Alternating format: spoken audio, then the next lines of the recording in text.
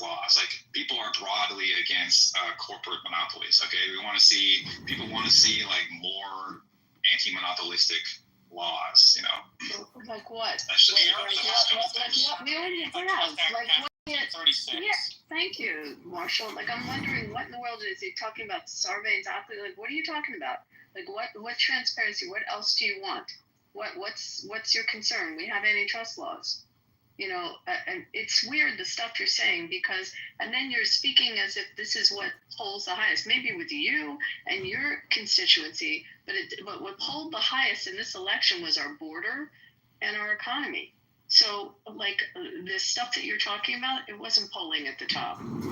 It may be for a group of Democrats somewhere, but not nationwide, and clearly 77 million people didn't agree with you. You're just misunderstanding what I'm saying. I'm asking, like, if you look at the things that are most broadly supported, the things that have the most wide and most broad support, you take those things. Those are the things I'm talking. I'm not talking about like who won the last election. I'm talking about like just the things that pull the highest at the list, like consistently at the top of the things that pull the best, like paid family medical leave, for instance. Paid family medical leave pulled at the top of the list? I don't think so. Whether you can afford those things after you establish whether they're broadly popular or not. Broad popularity doesn't matter if you don't have any money in the bank. Yeah, but I mean, like, my point here is like, we have all these really popular things. Okay, people just like. It doesn't matter whether you're a Republican or a Democrat. People just like them. They want them to happen. So it doesn't matter what your alleged cost concerns are. I'm sure there's it's not an there are ways. Concern if you know. Look, Marshall. Look, every time you interrupt me, I lose track of where I am. It's just rude, Marshall. Okay, it's just rude. Talk to Brad about that. He has. How about the things we're talking about, Senator? Look, Marshall, you're still talking, dude. You're still talking, dude. You are what? Just fuck it. You guys can sit here and talk to each other. We should do it. The next question that follows broadly popular is, can you afford the damn thing? That's the question.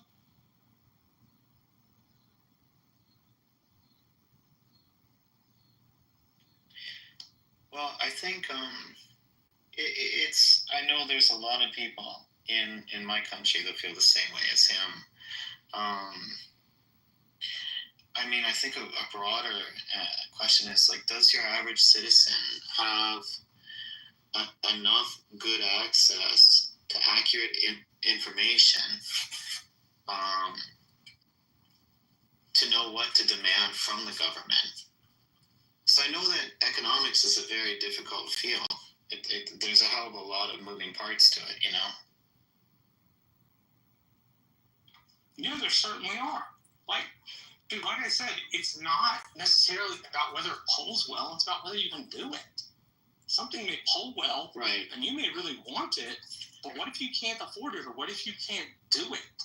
The doable question is like a critical question as to whether any of those policies are even affordable or not.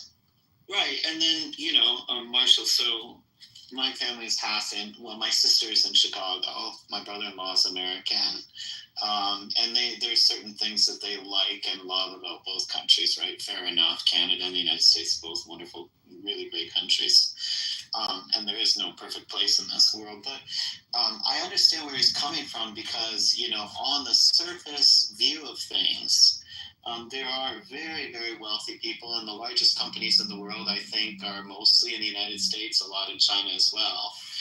And so, from a layperson's point of view, well, there's billionaires, nearly trillionaires, massive companies, the groundwork, the soil in the United States, the economy is fertile enough to give birth to these wonderful things. Why shouldn't everybody just be taxed across the board? And again, there's no such thing as free healthcare in Canada. It's not free. We all pay for it, right? Just through our taxes, it's higher.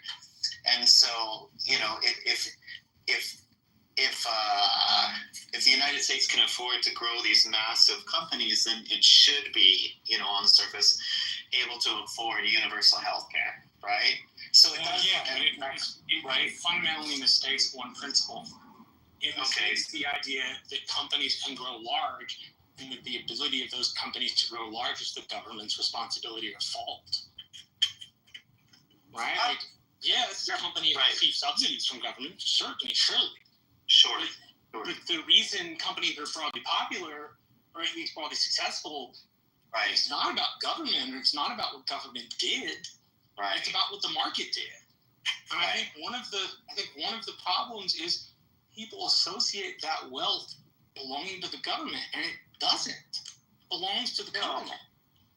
Right, but in Canada, right, it's the people that pay for the health care, right? Just as an example, right? So we all get taxed.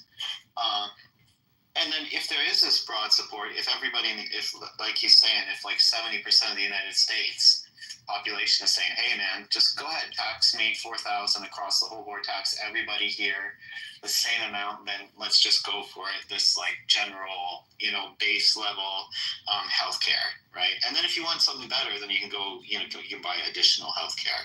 I think it would be $4,000. I hate the argument. You don't think so? Boils it down to it would be $4,000. No, it wouldn't. They would tell you to be $4,000, and then when the government decided to hike the price, guess what?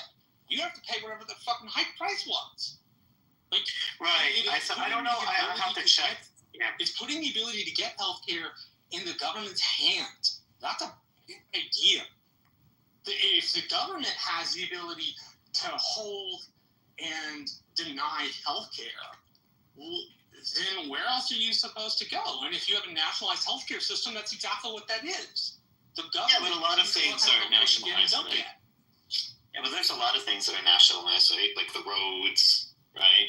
So I do understand the slippery slope thing. Like, don't give the government too much money or else they'll mismanage it. And for sure, it's a problem here in Canada, for sure.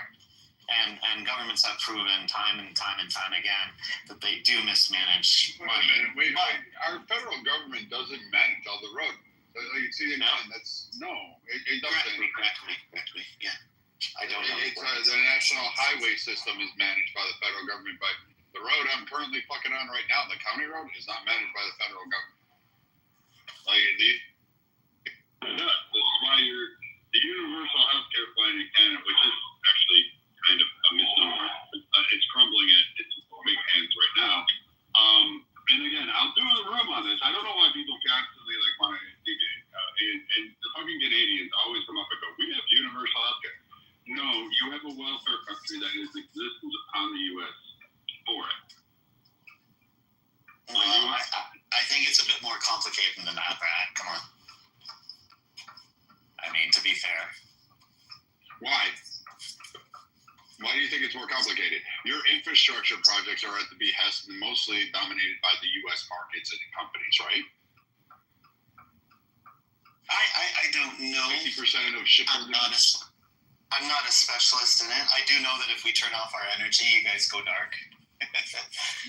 No, that's actually the inverse, because we actually did that once. Niagara Falls went dark, and you had a brownout early 2000s. It affected the entire seaboard, eastern seaboard, out to the Midwest. I think we're going to get into like a chest bumping match here and get off topic, but if you want to be more detailed, go ahead. It's like if you continue to interrupt me, I just move you down, and I don't care at that point. But then you win. I'm damn right, it's my room. So, again, we had this happen with Niagara Falls. It went to a brownout. The power shut down. Canada was screaming, and it was just a little switch in Ohio that caused that problem. The U.S. controls the majority of the oil. You do provide oil, but you don't provide it east to west in your country. You rely on the United States to do that, particularly 3 states, Montana and the Dakotas. So you don't even have a national pipeline to actually... What's your point? So again, here, let me show you this. This is where Canadians just need to be in the audience. I don't like you guys. I really don't. The Clubhouse has really made me think I can't stand Canadians. I don't know what it is. I used to date and chase Canadian girls when I was a teenager in high school. I thought they were all crazy because they were, I'm going to be honest, they're the ones that let you feel them up and they put out the most. But quite frankly, no, I've really grown to detest Canada. And it's not because of Trudeau. It's actually because of the people who come on here to discuss American politics from a Canadian country and then somehow think, own it and win on these arguments. And you don't even understand our system.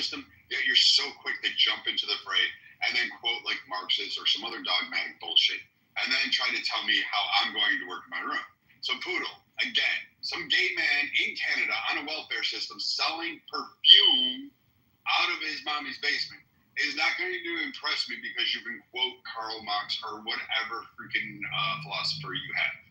It's not. And then brag about the healthcare system in Canada because it's the only thing you know and you haven't experienced anything else. We have socialized healthcare systems in here. We have different payers. We have a variety. We have your own system incorporated in many other systems. You just don't know it. And with that said, I'm going to end this room because it is 4:30. Pepe has another room going for those. I'm not insecure, dude. Like, you literally just really fascinatingly make it dull every time you comment. But I'm going to tell you guys to follow. Pepe has some fireworks going on. I think Jazzy's got a room going on. I think there's some tit for tat.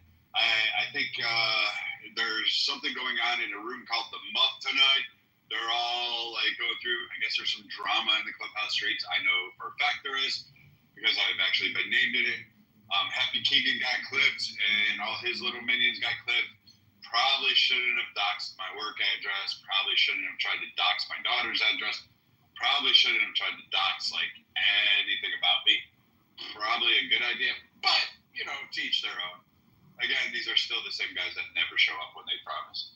But I'm okay with that. I appreciated the emails that you tried to send to the work, except most of you are too dumb to actually figure out my work. Figure out how to send the emails in the first place. Yeah, they sent emails to like Texas Children Health Plan, and they didn't even know where they're going. And finally, I had to reach out because no one had a clue as to what they were sending.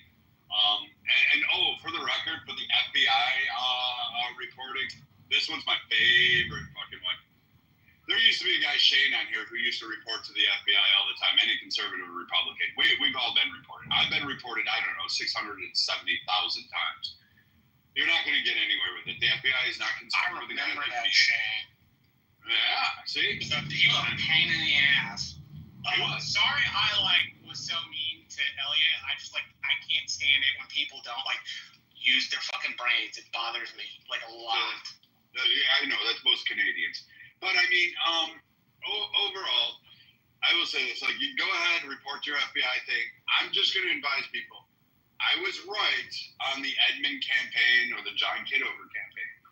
Track your money. A lot of you are foolish to have given that man money because I hate to tell you this, under certain federal election things, your information is disclosed. Your information is now in the hands of, guess who? John Kitover. That guy, the yoga guy who sits there and does yoga in Fruit of the Loom tighty whities with urine stains on it. I tried to warn many of you, please don't donate to him. This is a scam campaign. It's just literally everything about it is just a joke, a troll. He's not serious. Nobody's going to actually go and elect him.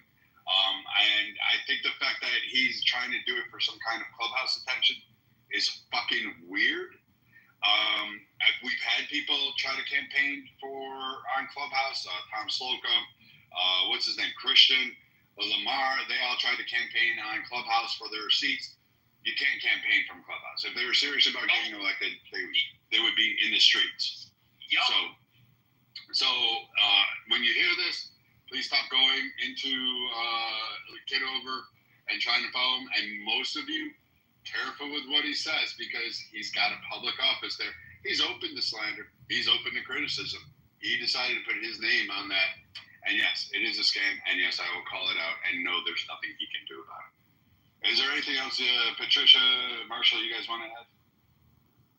No, I can't think of anything. You said everything I want to say. All right. And with that said, I hope to see you guys on the streets out there. You guys take care. We may do another room Monday, so be aware. 1 o'clock Monday. I think we're going to stay in this format. We'll keep doing as many rooms as we can, and hopefully we'll have another great conversation. And just remember, Patricia, she's a queen in here. You got to give her respect. She's going to chop you. She's mean. Shit. Stop pissing off the ladies in this room. With that said, this is the Political Compass, and we'll see you out there. Make sure you go vote. Make sure you get involved. Take care, and we will see you guys later.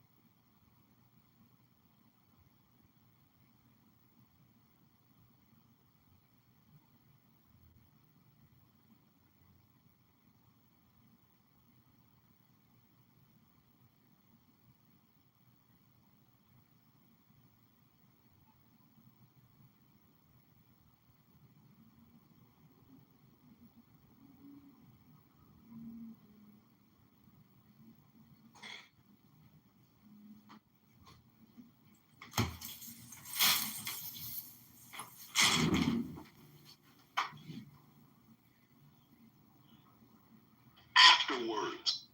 They're being hidden from.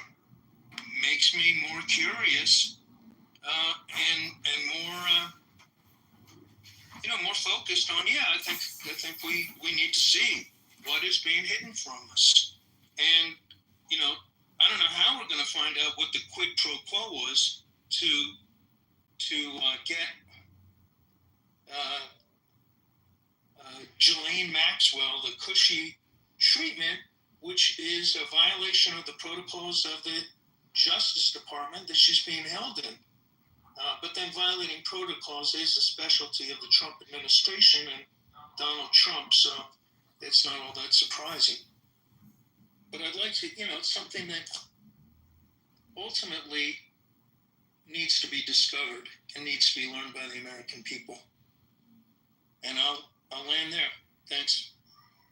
To your point, Alex, I fear, and I would not be surprised if my fears prove true, that whatever the Oversight Committee ultimately releases in with regards to the files that they received today will be unsatisfying. I almost made up a new word.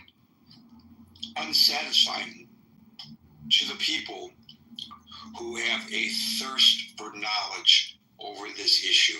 I hope I'm wrong, but I fear that I am right. I think what we're seeing today with these Maxwell transcripts is just a precursor to all of that. And the way that interview was conducted, by not asking the question that I suggested should have been the very second question, and Chris just articulated as well. If there is no list of people who participated in this depravity of defiling minors, young women and teenagers, maybe children, what do you know about it? You were there. If that question is not asked, was the non-asking of that question an omission, or was it a commission? Seriously, how could you not ask that question? It's beyond credibility that a person of that stature conducting an interview of such great importance and of such great interest to the American people who ultimately the government works for. And I think we as Americans have a right to demand that these individuals be brought to justice, or if the statute of limitations has run out, at least bring them to justice in the public sphere. That question wasn't asked. Omission? Are you that incompetent that you don't ask the logical follow-up question that even Chris, who's not, as he pointed out, a journalist or an investigator, would know to ask? To me, that's an act of commission, not an act of omission. It appears to be omission, but I think it's commission. So by commission, you mean extending the cover-up? Yes, of course. Okay, it's just a word I don't normally use, commission and omission. Right. I don't normally use it either. I don't normally use it either. But in this case, look, you can lead a witness. I can lead an interviewee, by the questions I ask them, in order to get the kind of response, not that the response is necessarily a lie, but the kind of response that I want, because it's what I'm looking for in the interview, which you should never do. You should try to find out as much information as possible, and then you go through your notes or through your tapes or through your video, and you decide what in that you're going to use in what you report to the public. But you don't try to hide things. You don't try to avoid asking questions. This guy avoided asking the obvious question. So you would normally say, Alex, he screwed up. It was an act of omission. It was like he screwed up. He didn't mean to do it. He's just incompetent. No. My argument is, and that's why I use the term, it's an act of commission or commission, because by not asking it, he purposely avoids the question being answered. How can she claim if that question is asked that she doesn't know? I don't recall. She promised, for what it's worth, that she would be forthcoming this time. So everything's on the table. You could ask her anything. Unless there was an agreement made prior to the interview that this question would not be asked, which puts her, honestly, it's a Fifth Amendment issue for her. And so there are agreements that are made prior to whatever happened in the deposition with the lawyers. Of course there are. But there is also on the record and off the record conversations in these irregular proceedings that we are likely not privy to and probably don't show up in the transcript itself. It's not like being in a regular court of law. I have had times when I'm interviewing somebody, and generally the people who try to control what I ask, and I don't do a lot of this kind of reporting, have to do with celebrities, entertainment celebrities, right? There's a great interest. I don't do this kind of gossip reporting, but there's a great interest about the various celebrities and their personal lives. I don't know why. I don't care who's sleeping with who. I don't care who's divorcing who. I don't care who's marrying who. I'm interested in their art. And that's on the rare occasions that I have been in a position of interviewing people whose names you would recognize. I'm there to interview them about their project. I'm not there to interview them about, who they slept with last night. And invariably, the publicist will say, you can interview this person, but you can't ask them this, and this. No, you can't tell me what not to ask. You can ask me, but I'm not going to agree, as it so happens in each case, based on my journalistic style and what I'm interested in covering, I wouldn't have asked those questions anyway. But the point is, I'm not going to go into an interview with preconditions.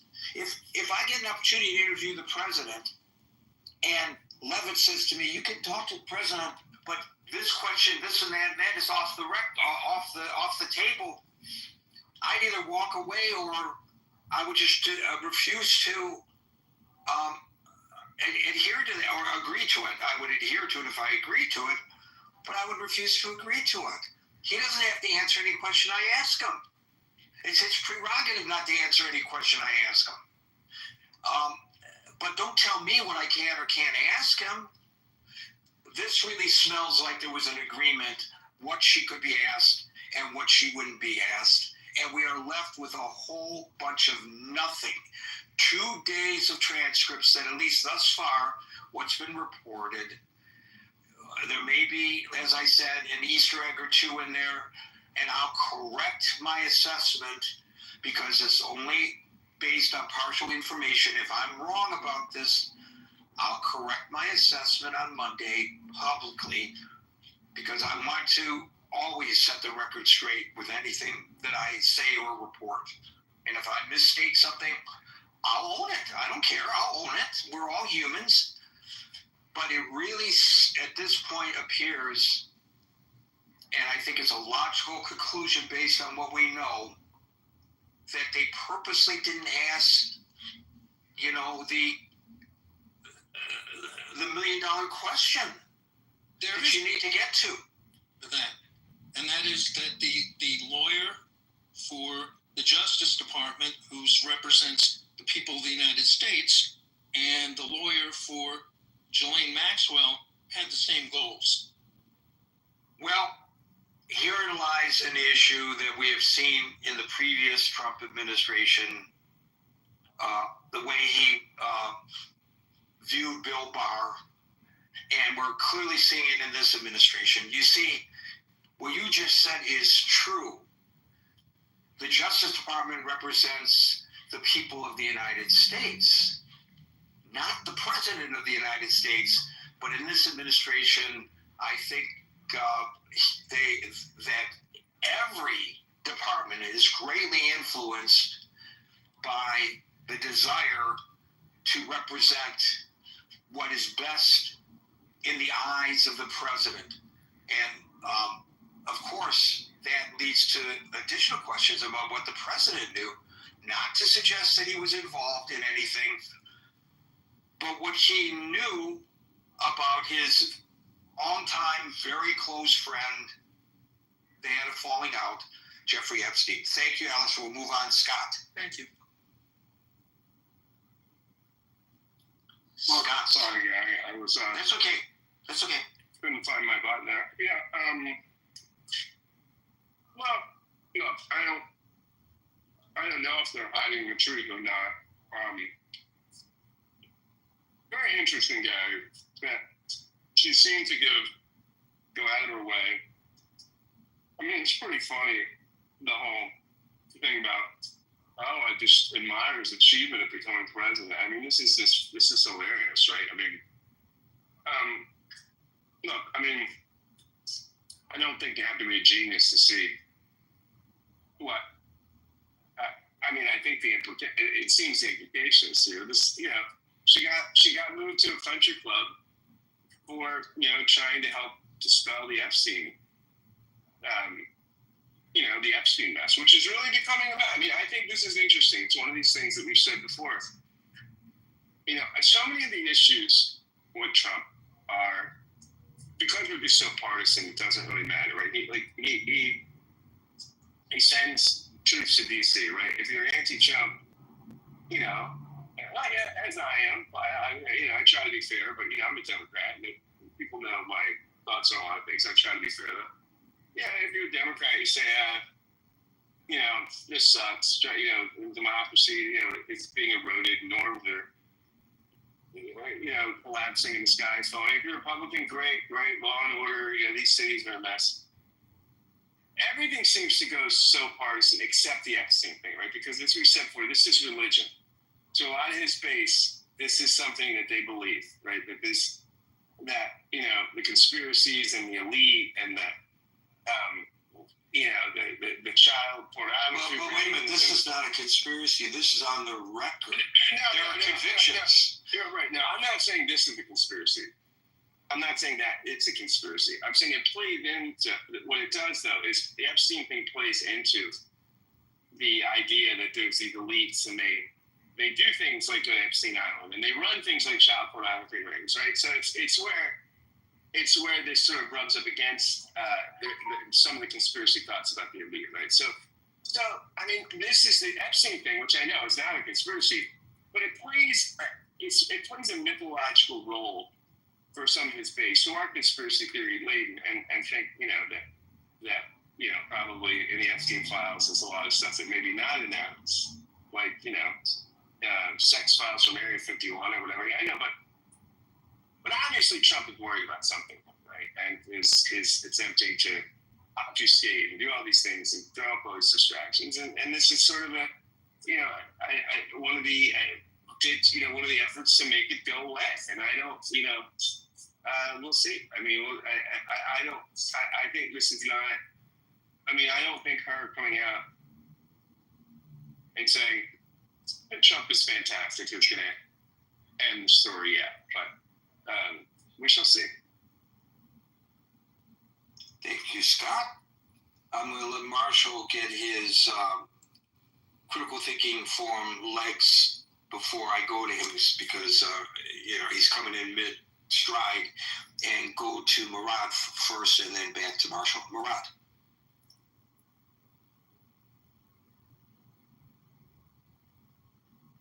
Murad, are you there?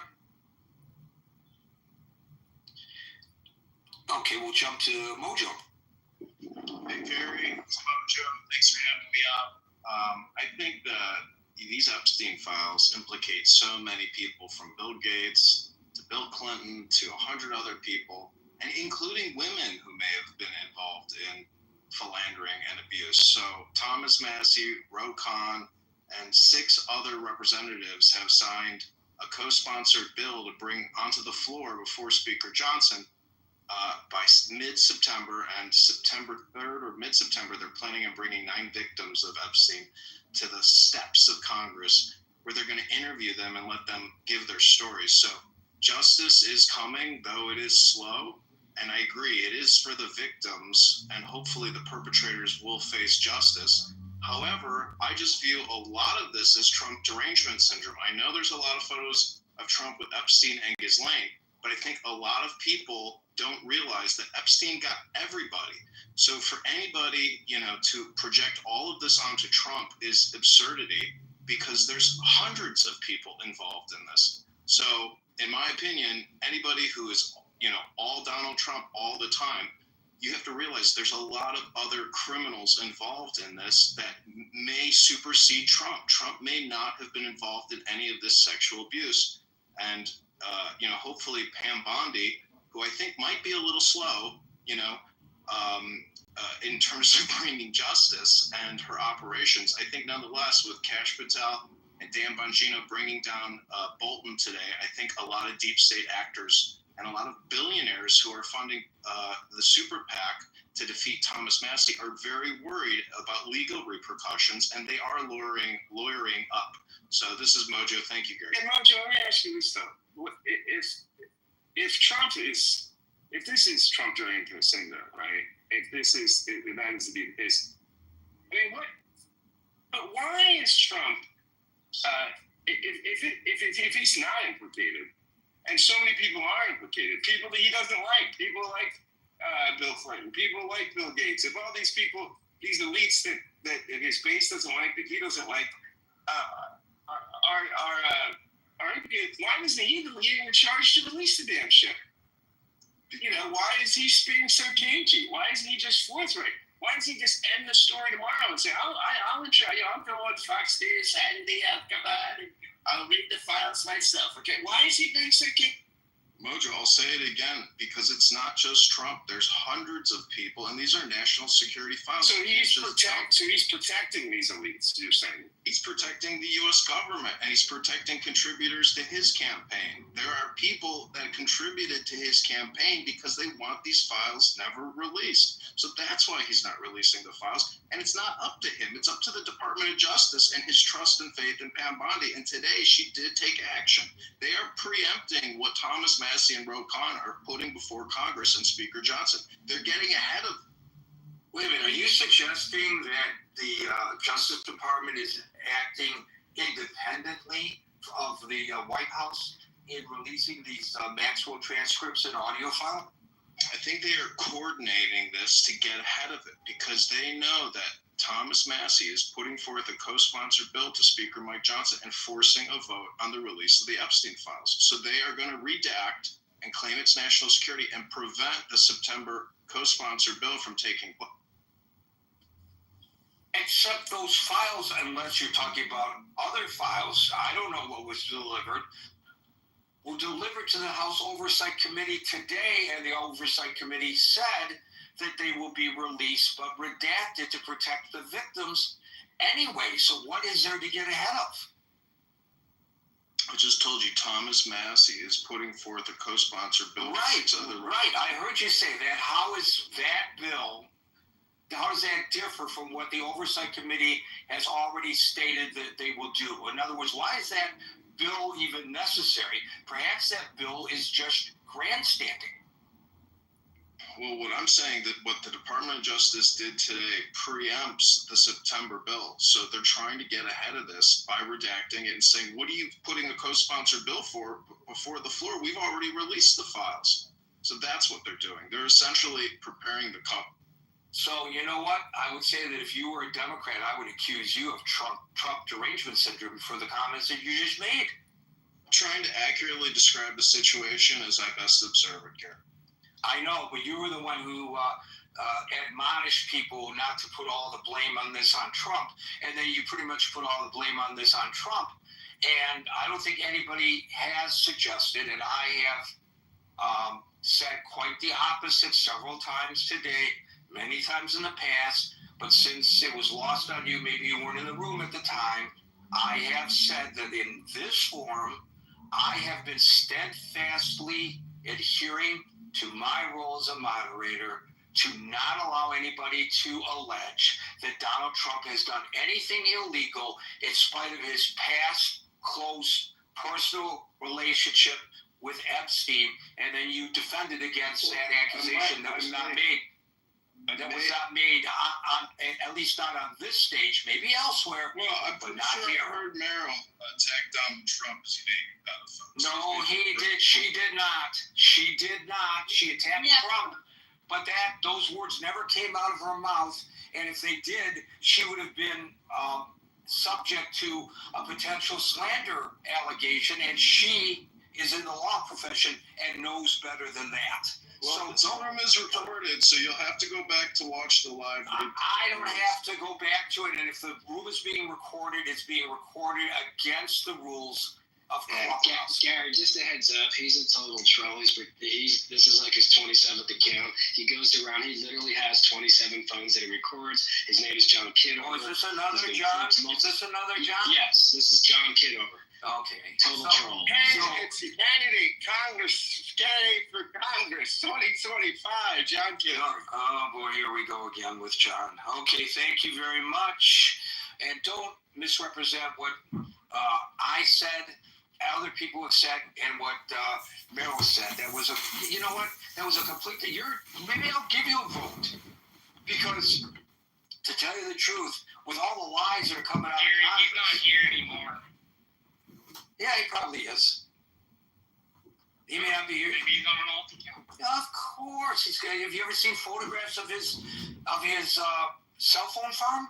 He's got more cell phones than Verizon. I'm not kidding you. He got more taxes than USA. I'm serious.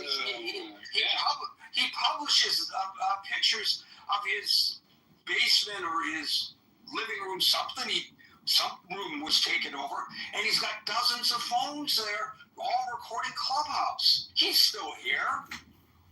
And you know what?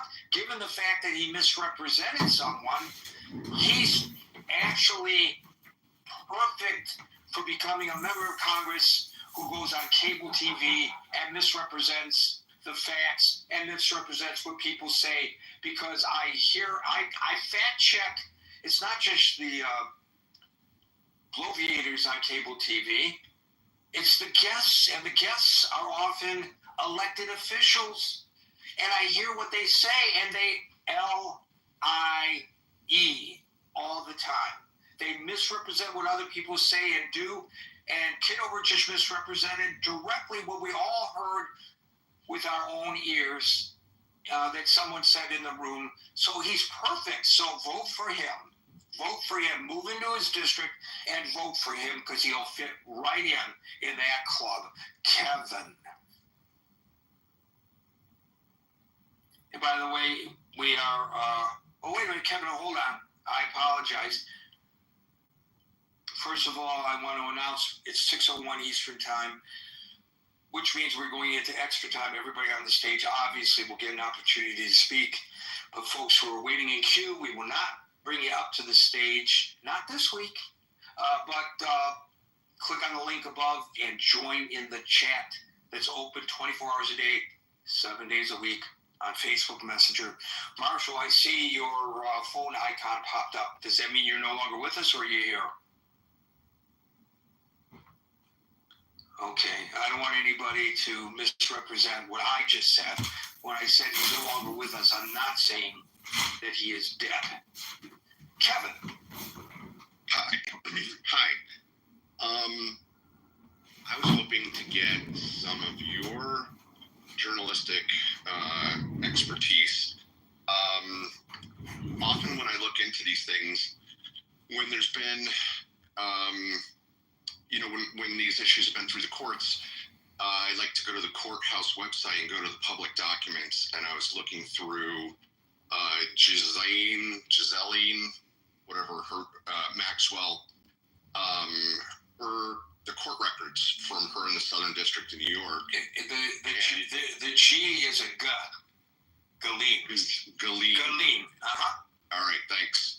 I was looking. It looks like you have the chat turned off for this. I was going to put the link to. You can put the link up on the chat above in the Facebook Messenger. Go ahead and put it there. Okay, so it turns out this was the link that I'm putting in is for an appeal. So she's already appealed and gained nothing. So I don't know how she got this, sweetheart deal recently. So it's not the original case, it's an appeal that this is.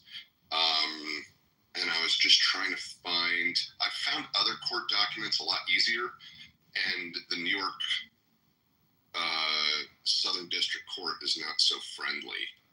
But what I'm curious about is looking at the court documents and what was supplied and submitted for evidence that was sufficient to convict her, if that is in contradiction to anything that's being released now. Well, I think what was released today was her denying any existence of any evidence that anybody else did anything nefarious. And there's a great summary that I saw at the NBC News website that just is kind of like the bullet points of what she said. And I'm sure others have done that as well. And I'm sure as they cull through it, there'll be more that's posted. I would recommend going there to get that kind of an answer. Cool. Okay, I think the president is, well, I guess he isn't right now. He's not live. I apologize. I was going to say he's responding to all this, but apparently right at this moment he's not. So anyway, I'm sure when we break up this gathering, there'll be something there from the White House. One thing this president is really good at is communicating his thoughts to the public. He loves talking to the reporters who he claims to hate. There's a good interview of Penn Jillette from Penn and Teller. He was on The Apprentice, and he was friendly with Donald Trump. And he said when they would do the filming of the boardroom aspect of that show, there was no boardroom. It was a TV set that everybody was really forced to refer to as the boardroom and not the set. And Penn Jillette's an entertainment, and he kept calling it the set and getting in trouble. But he said they would film for 12 hours, and Donald Trump has an uncanny energy of just talking. And he said that you would have to sit there during the tapings, and 12 hours of taping would get them like 4 minutes that would be in the show, and 12 and a half hours of it would be incoherent. I have to say that it rings true based on what we have seen publicly with the president. Yeah. If you listen to how he answers questions, and it sounds like it's coherent when he's speaking. It's a train of thought that's going on, and you can't pin him down because whatever he's thinking at that moment as a possible response to the issue that you have raised, he's like thinking it out all loud. And he'll use terms like, well, but we'll see. And so, but then since he's the president of the United States, traditionally when the president makes a pronouncement such as that, he's sending some kind of a signal, sometimes to adversaries like Mr. Putin, for example. But it doesn't mean that that's really where he lands on an issue at that moment. It just means stuff's coming out of his mouth. Yeah, there's another bit of journalism that's come out recently that I need to go back and fact check, but it's about a modeling agent in France that was repelled from France. He wasn't able to work anymore because he had sexual inappropriate charges in France, and he wasn't able to practice anymore. So he came here and he was working for Jeffrey Epstein, and one of the talent that he was managing working under Jeffrey Epstein was Melania Trump. And he's the one that introduced Melania to, and Melania was basically a indentured servant under this guy and released into Trump's matrimony. I don't know how accurate that is. I've heard similar stuff out there, but I would encourage people to research that and determine for themselves the veracity of that information. Thank you, Kevin. Marshall. I have no idea if they're hiding anything, but it's interesting they got the stuff released. Hopefully they'll release more. I'm not, believe it or not, this issue is not an issue that is of primary interest to me, weirdly enough. I like its ability to compromise politicians is interesting, but Jeffrey Epstein in and of itself is not very interesting to me. So I don't, other than I hope we find the truth. I really don't have much of an opinion. I want the truth, whatever the truth actually is. Thank you, Marshall. We'll go to Murad. Are you back with us, Murad? He left the stage. He came back. There you go, buddy. Good evening, Gary. Good evening, Merrill, Marshall, Scott. Gary, it was 2 hours ago that for the first time I heard the name of Maxwell. I was so tired I didn't study about it. But I have a short suggestion as a title for Monday, because we are in expose of second war between Iran and Israel, and it affects all the world. That's a suggestion, if you can, for Monday topic about Iran, the war between Iran and Israel. Thank you very much, Gary. I'm in the audience. Thank you. David.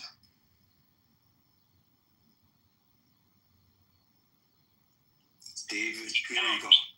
Yeah, hi, Gary. I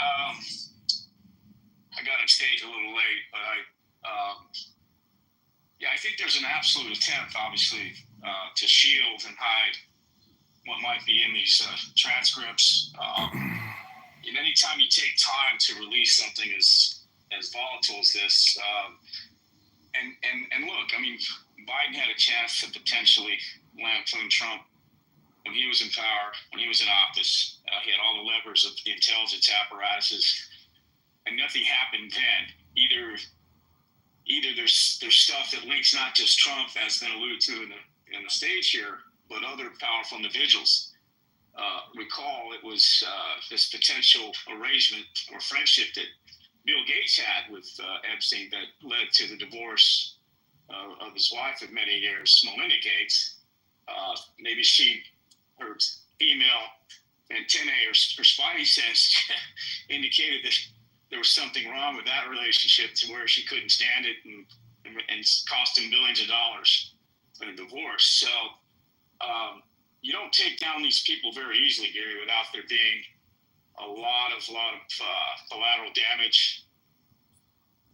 And of course, Trump still has to govern, and he has to make decisions, and he has to control the military. And we got the Ukraine, we got Israel. We have all these very, very hot, international issues that are coming down on, raining down on the whole world. And yet, we want to kick tires with regard to this relationship with a man who's been dead for 5-6 years. But I think the proof's in the pudding. The relocation of Ghislaine to that, as Scott called, the country club, says it all. I mean, look, this woman knew everything. She can pin things on people. And, were it not for the pardoning ability of Trump, whether or not that'll happen remains to be seen. But I think ultimately, Gary, this would not vote, even if Trump is named in there. Can you imagine the scandal? Can you imagine, what would happen? How would we arrest this guy? How would we bring up charges against him? I mean, he's marshaling the military to oversee Washington, D.C. as we speak. So who's gonna come after him? Who's gonna make the call? So that's embarrassing him, other than maybe not, killing the Republican Party for years to come, killing the potential candidates that are siding with Trump right now, which is Vance, Rubio, and the like. It's dead on arrival, in my opinion. I don't think it goes anywhere. So I agree with the one caller who mentioned the co-sponsored bill by Ro Khanna and Massey coming back into session. I think they're going to try to, force their hand there. And of course, Mike Johnson's got to eventually face that down. So what will be, other than, maybe Trump cuts a big bill to fight trafficking. How are we going to address what did took place for many decades under Epstein, and the amount of young female minds and lives that were just upended, and how do we stop more of that going forward, so that we can focus on these victims and not necessarily the personalities that may have had a hand in all that. So if Trump falls, everybody else falls, and I don't think those other folks want to fall in tandem with Trump, and therefore nothing's going to get found out. Mohan. Thank you, David. A previous caller made some serious accusations about the relationship between Melania and Trump and how they met. She said that she was indentured servitude and all that kind of nonsense. And the reason I say nonsense is because while paying very close attention to what people were saying on stage, I was multitasking. And I can tell you that my sources are Vanity Fair, Politico. Hey Jane, how are you doing? I'd like to read some poetry to you and Death Hippie, if I may. All of them are in agreement that Melania Trump was introduced. Okay, I'm just going to end Gary's room then.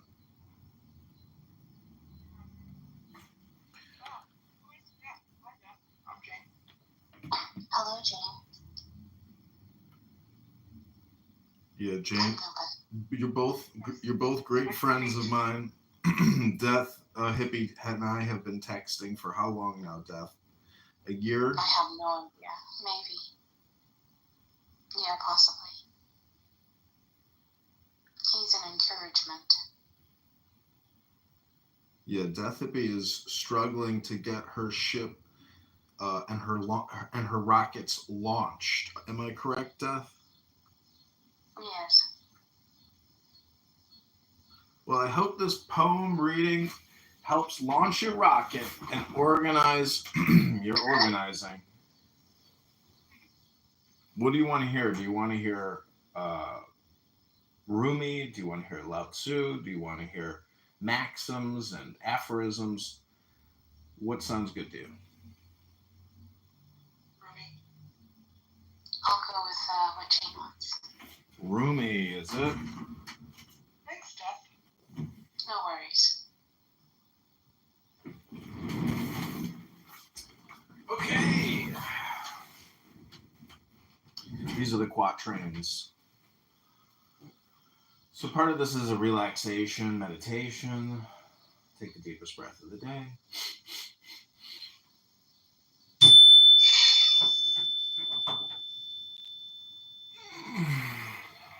When I am with you, we stay up all night. When you're not here, I can't go to sleep. Praise God for these two insomnias and the difference between them. When I die, lay out the corpse. You may want to kiss my lips, just beginning to decay. Don't be frightened if I open my eyes. This bleeding eventually stops. The wolf appears.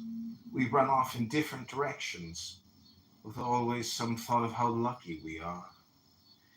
But nothing floats for long. Death floods in the mouth and the ear. Every head goes under and away.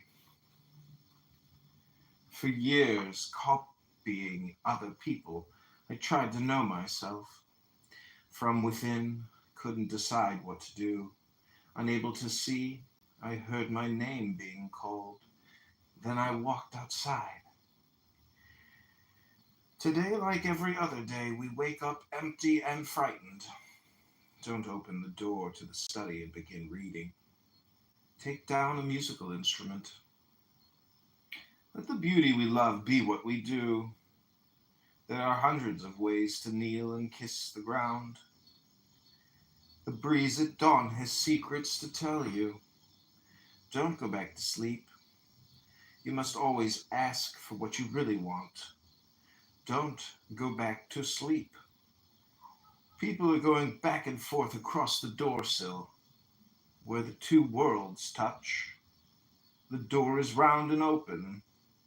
Don't go back to sleep.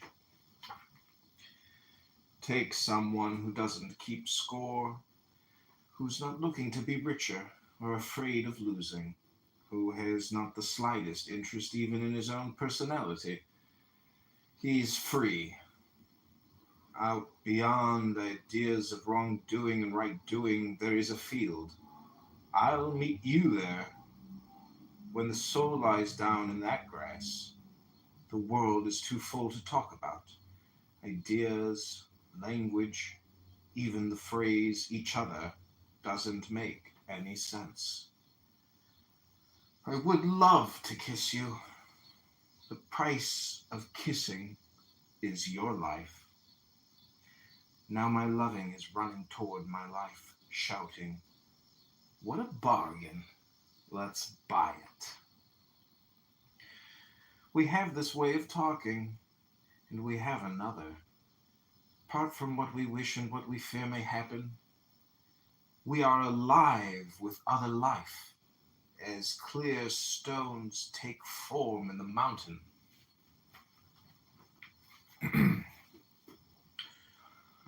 Someone who goes with half a loaf of bread to a small place that fits like a nest around him. Someone who wants no more, who's not himself longed for by anyone else. He is a letter to everyone.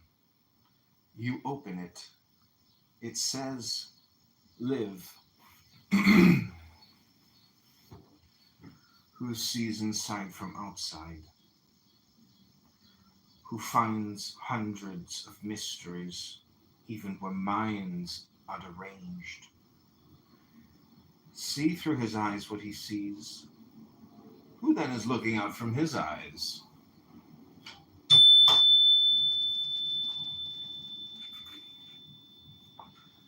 The clear bread at the center changes everything. There are no edges to my loving now. I've heard it said there's a window that opens from one mind to another. But if there's no wall, there's no need for fitting the window or the latch. We take long trips. We puzzle over the meaning of a painting or a book, when what we're wanting to see and understand in this world, we are that. Welcome, Scott. We're reading Rumi. Does sunset sometimes look like the sun's coming up? Do you know what a faithful lover's like? You're crying. You say you've burned yourself, but can you think of anyone who's not hazy with smoke?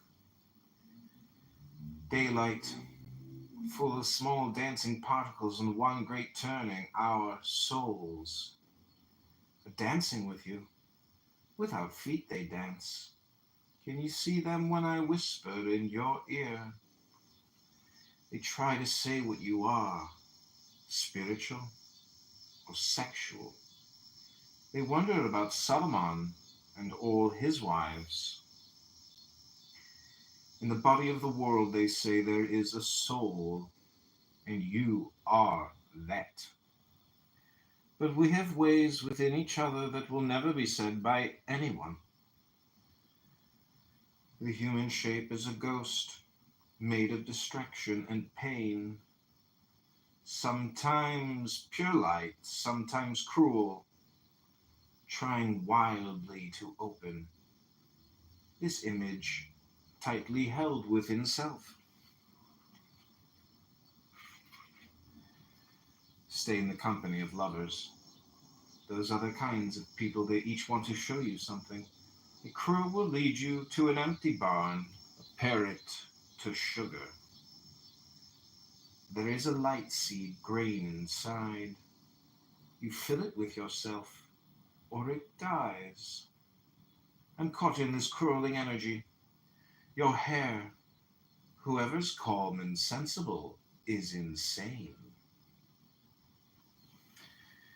Don't think of good advice for me. I've tasted the worst that can happen. So they lock me somewhere, bound and gagged. They can't tie up this new love I have.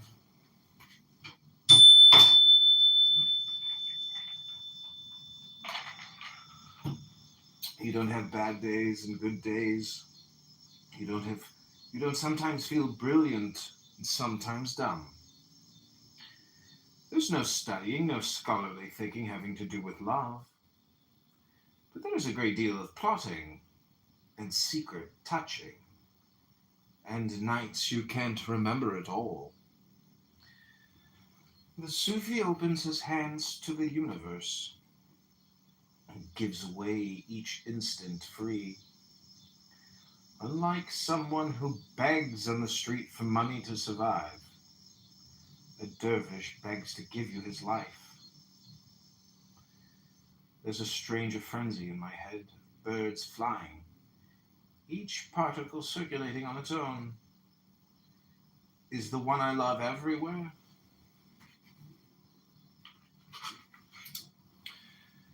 They say that paradise will be perfect, with lots of clear white wine and all the beautiful women. We hold on to times like this then, since this is how it's going to be. Come to the orchard in spring. There is light and wine, sweethearts and the pomegranate flowers. If you do not come, these do not matter. If you do come, these do not matter. Poles apart. And the color of dying. You're the color of being born. Unless we breathe in each other, there can be no garden. So that's why plants grow and laugh at our eyes, which focus on distance. Think that you're gliding out from the face of the cliff like an eagle. Think you're walking like a tiger walks by himself in the forest. You're most handsome when you're after food. Spend less time with nightingales and peacocks. One is just a voice, the other just a color. For a while we lived with people, but we saw no sign in them of the faithfulness we wanted. It's better to hide completely within, as water hides in metal, as fire hides in a rock. The mystery does not get clearer by repeating the question, nor is it brought with going to amazing places. Until you've kept your eyes and you're wanting still for 50 years, you don't begin to cross over from confusion. Welcome, Howard. We're reading Rumi quatrains. The minute I'm disappointed, I feel encouraged. When I'm ruined, I'm healed. When I'm quiet and solid as the ground, then I talk the low tones of thunder for everyone. I drink stream water and the air becomes clearer, and everything I do. I become a water wheel, turning and tasting you as long as water moves. In pain, I breathe easier. The scared child is running from the house, screaming. I hear the gentleness. Under 9 layers of illusion, whatever the light, on the face of any object, in the ground itself, I see your face. Today I am out wandering, turning my skull into a cup for others to drink wine from. In this town somewhere there sits a calm, intelligent man who doesn't know what he's about to do. I asked for 1 kiss, you gave me 6. Who was teacher is now student. Things good and generous take form in me, and the air is clear. I am insane, but they keep calling to me. No one here knows me, but no one chases me off. My job is to stay awake like the night watchman.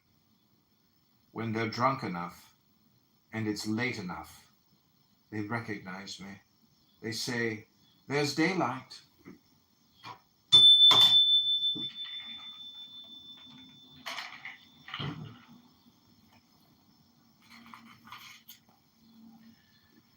During the day I was singing with you. At night we slept in the same bed. I wasn't conscious day or night. I thought I knew who I was, but I was you.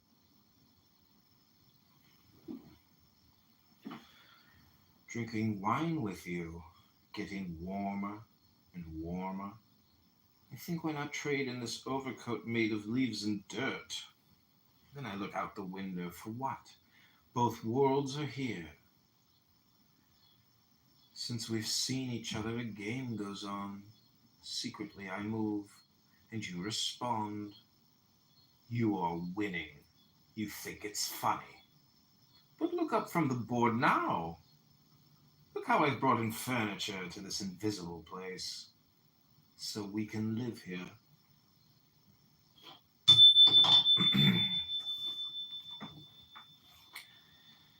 The minute I heard my first love story, I started looking for you, not knowing how blind that was. Lovers don't finally meet somewhere. They're in each other all along. If you have any patience left, we know what to do.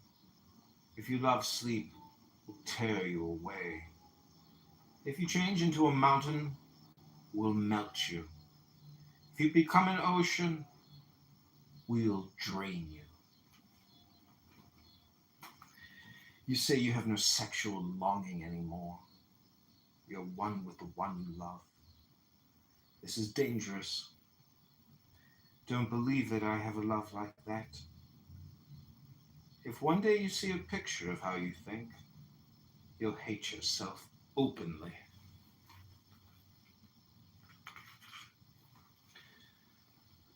I'm not talking out loud.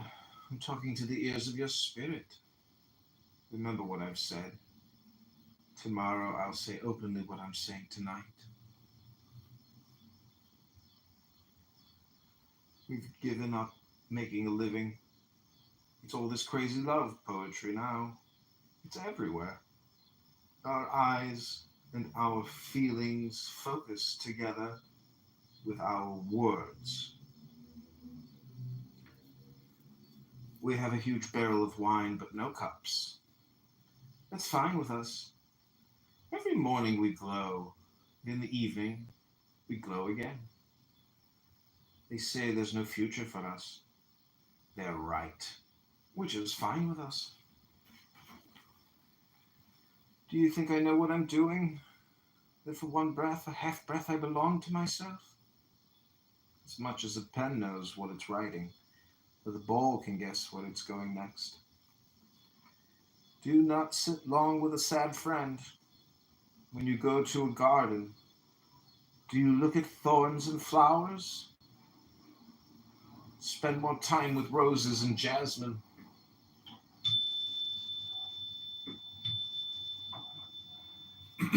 Inside the great mystery, that is. We don't really own anything. What is this competition we feel then, before we go one at a time through the same gate?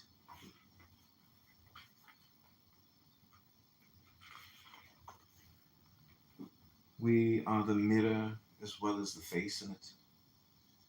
We are tasting the taste this minute of eternity. We are pain and what cures pain.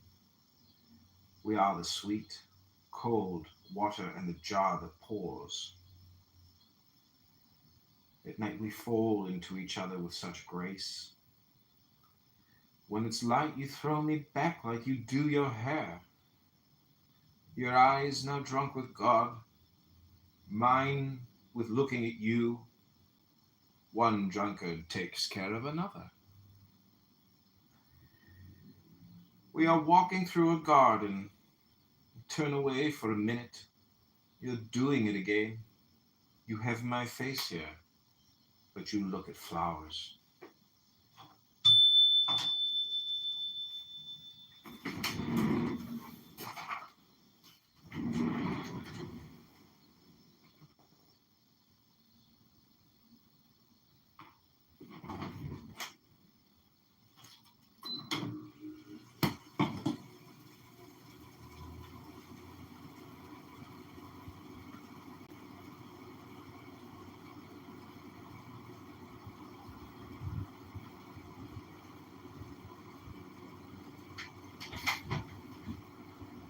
Okay, that's Poems by Rumi.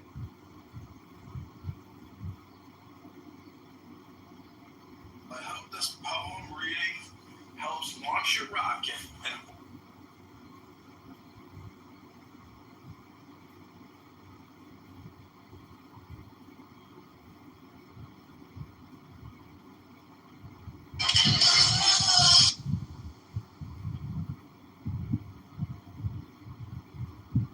that Bloods and Crip shit. They don't do none of that shit out there.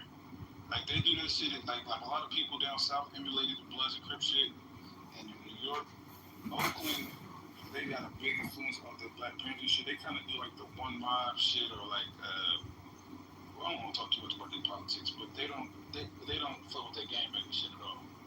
Fuck all the gangbangers. I'm with Charleston White. Damn. So y'all want the GDs and the BDs to come together to defend y'all? No, we don't want you to defend us at all. We want to put you down. Stand up. Wait, hold on. Yep. Spaceman, you from Chicago, boss? Yeah, I'm from the city. You from one of those organizations? Yo, nigga, stop eating, nigga. What the fuck? What's your point, bro? I'm just asking a question, gang. I ain't trying to troll with you, bros. I'm saying it's like, all right, so I'm asking you this. Do you feel like gangbanging in 2025, right, is the same on how it was in its inception? You feel like this shit has gone too far? Be honest, bro.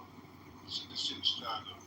This gangbanging shit, BDs, all these little clips within the gangs and shit. But Jesus, respect your industry. And she doesn't do very many anytime. She's drives fun. She's got fun on too far. Oh, really? But it ain't no different than how it was in the 60s and the 70s and the 80s. You know, in the 90s.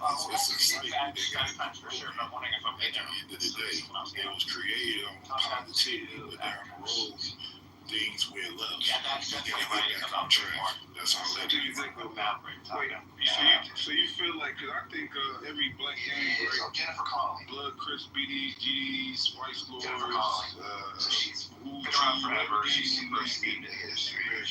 I think every gang has been infiltrated by the government. I think there's a government forces in every gang. If niggas was to come together, they'd find a way to either bring these niggas that's considered the killers in the community, that's really snitches, and they'll find a way to destabilize all of that shit.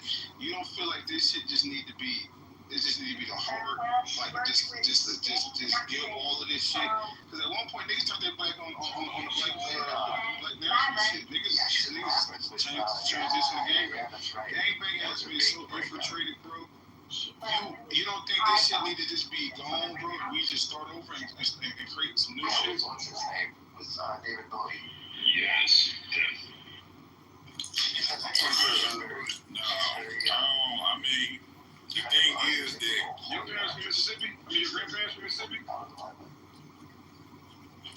fan, bro. Look, hey, respect. I'm done eating. I'm done eating. I'm done eating. Look, the point is this, bro. All organizations have good principles. You know, they have good functions and concepts and things of that nature. Nobody teaches children to do anything illegal against their community, be it negative or having ops or anything like that. So that's what I'm saying. Like, we don't actually have to, restart or start something over. We got to deal with what everybody identify themselves as and get back to the root of what how it was started or what the principles are. Get back to having,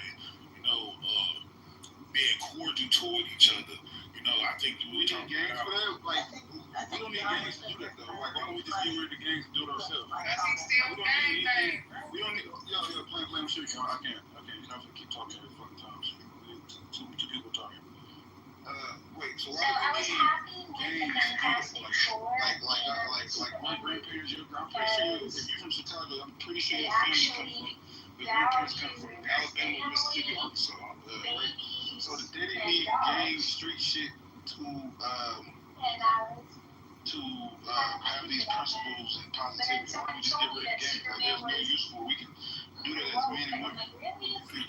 Because I think when you see gangs and organizations, it's two different things. Not organization no more. There's a lot of brothers. Y'all can't stop no shit that listen. If these young niggas wanted to do something like for example, if the he's acting exactly like niggas in the United States government wanted to stop the war, it's gonna have super energetic and play. Y'all don't got it's not organized. If these young niggas want to do some shit, there ain't nothing you niggas, older niggas can do about it. You niggas just own this thing. There ain't no structure. That's not true. That's not true because we have proud examples of different brothers from different organizations, positive things, bringing brothers together. I said right now, there ain't nobody in these gangs, these big homies, that can stop these young niggas from doing something. The fact that the grown men, the OGs, can't stop something from happening means that that's not organized. Right? So you keep saying organization when it's not organized. They're not organized at all. You niggas can't stop nothing. You can put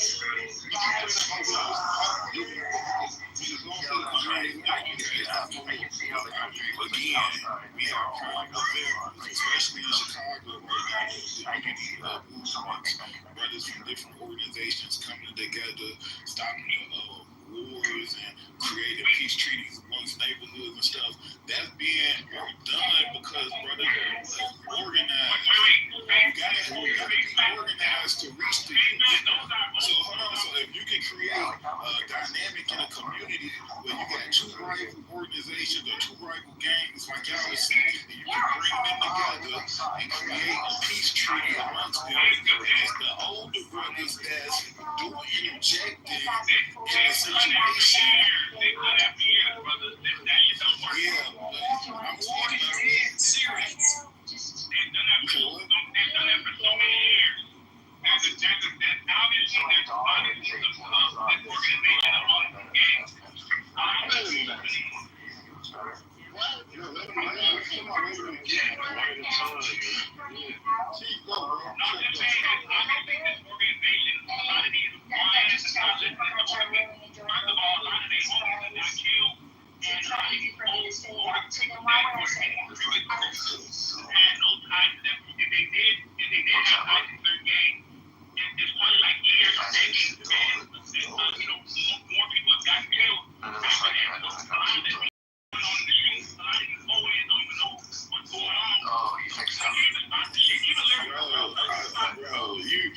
I don't think you see in Chicago. Oh, my daughter said that. She's 18, so she has like a crush on a lot of the lead actors. But she also, her biggest crush is actually Pedro Pascal. So I think she was torn. He's her favorite, but then her second favorite is the Superman guy. So she had two movies that came out at the same time. She had a crush on both. The little nerds, they the little guys. It's older people who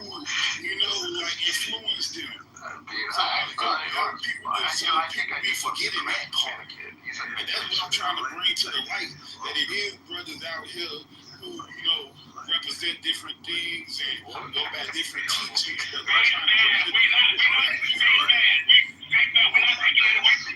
what we're saying is that there's obviously not organized.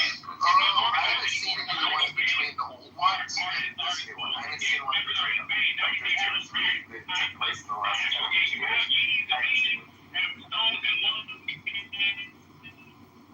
have people from Mickey Cobras and all these other people, you know, they want to go in. There's no organization. So what are you talking about?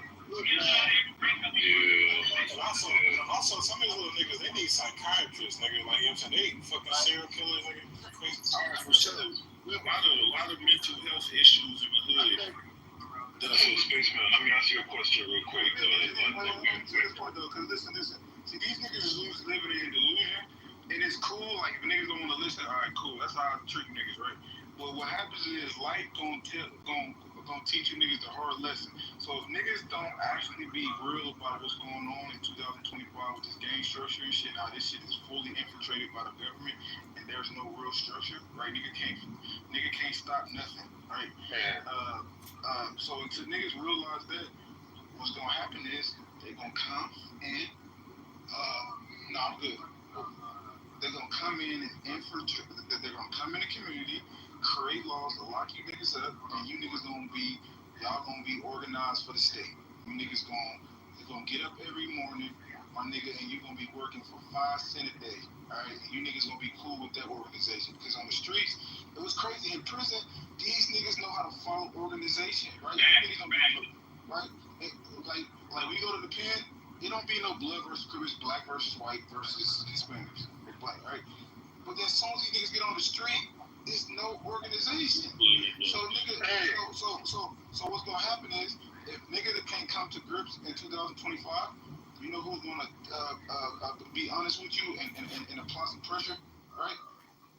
Trump, right? These niggas is gonna enforce laws, nigga, enforce bills, lock you niggas up, gentrify you niggas out your grandmama house and your mama house, right? And there ain't gonna be no black community in Chicago no more. Well, there ain't no black community. I think the problem is we approaching this thing backwards, man. Gangs, street organizations are the symptom of something else. Street organizations. But we ain't got time for that, though. That's what I'm saying. We know the symptoms, bro. Y'all been saying the same stuff since we was kids, bro. We know all this. We did the COINTEL. No, man, no. What I'm saying to you is gangs exist because the community is not a community. Gangs exist because there's a vacuum. There's nothing else for kids to join, bro. There's nothing else. There's nobody that's teaching them what they need to do. Nobody's taking them by the hand and showing them how to make money. Showing them how to do these politics, bro. We're dealing with a subject. Man, let me make it happen. Let me ask you a question. So, Space, are you there? Yeah, peace, bro. Yeah, peace. So, when, like, let's say, like, in the 80s and 90s when Larry Hoover was out, were BDs and GDs killing each other? I mean, you always had people who had their differences in the streets, yeah. Yeah. Bro, I mean, I know what you want me to say, but I'm not gonna, you know. I'm not gonna force you to say that. But then, because listen, I've heard dudes, the young guys, like what the fuck? Yeah, exactly. They all disciples. Man. They all under the six. Exactly. It was Black Gangster Disciple Nation. They're all under the six. They all folks. Let's be real. They're all under the folks nation. They were not killing each other. You know what you were talking about. At one point, all like the BDs and GDs. That's a fact. I thought you were saying was the GDs and BDs beefing back in the days. But I said, was they killing each other? Niggas was one. Yeah, it wasn't. Yeah, there was one. And because we all know the whole, David Barksdale, Larry Hoover, they came together, right? After that point, listen, it wasn't like that, man. These were just like kind of two denominations all under, the folks nation or whatever, right? Yeah, I've heard young guys say, listen, if they they free Larry Hoover, he can't do anything on the streets. Yes. They're saying this, bro. You know what I'm saying? And then I just want to know what particular neighborhood are old heads preventing violence and shootings and stuff from happening in Chicago? Because you said neighborhoods. I want to know the specific ones that's actually happening. That's the spaceman. No, that's to the man that made the assertion. Hey, West Side, East Side, Chatham neighborhood, bro. What? I mean, all of that's where a lot of black people live. Yeah, but see, look, I'm just happening, bro. Because I'm black. I can't tell you what they doing in the white community. So I can't tell you what they doing in the white community, but I can tell you that it's a lot of individuals, you know what I'm saying, who are in the streets trying to make a change, bring in brothers and sisters together. You can look it up on YouTube. You know, it's called the Unity Movement. I'm not talking about J-Bang pushing peace stuff. I'm talking about real brothers, real sisters out here in the streets, really connecting with the young brothers and sisters and having them to put down, you know, the things they doing that's negative in the community and pick up something that's positive to uplift the community. And this is an actual fact. The low end is going on from the low end to the Hunnids, to the east side, to the north side. No, I agree with you. Some brothers in the Greens, hold on, please. But they call young lords. Young lords. No, Spaceman, no, I feel you. Listen, I don't know if you know Pastor Corey Brooks. I'm involved with Project Hood, man. We got violence intervention. Like, this guy is right, his church is right by Old Block, bro. I know exactly from there, right? So shit, it's a lot of people that are actually trying to, you know, nonprofits, people, just even individuals on their own, trying to counter the scourge of violence, right? But no, I think, well, and Luke, correct me if I'm wrong, but what he's saying is old heads from the gangs, are they the ones controlling these guys? Let me ask you this. Have you ever heard of you say Corey Brooks, the James Highsmith? He's one of the people who directly connected to Project Hood and things of that nature. What you're talking about, a lot of the older brothers who got out of prison, especially got free from the First Step Act, is in the streets making a change for the better in our community. This is an actual fact. Like, real talk, most brothers who get out of prison, they come to the community and tell the young brothers to change their life. Most of the intervention people, they are the brothers who got out of prison, who was part of those organizations. Now they making a change in their community.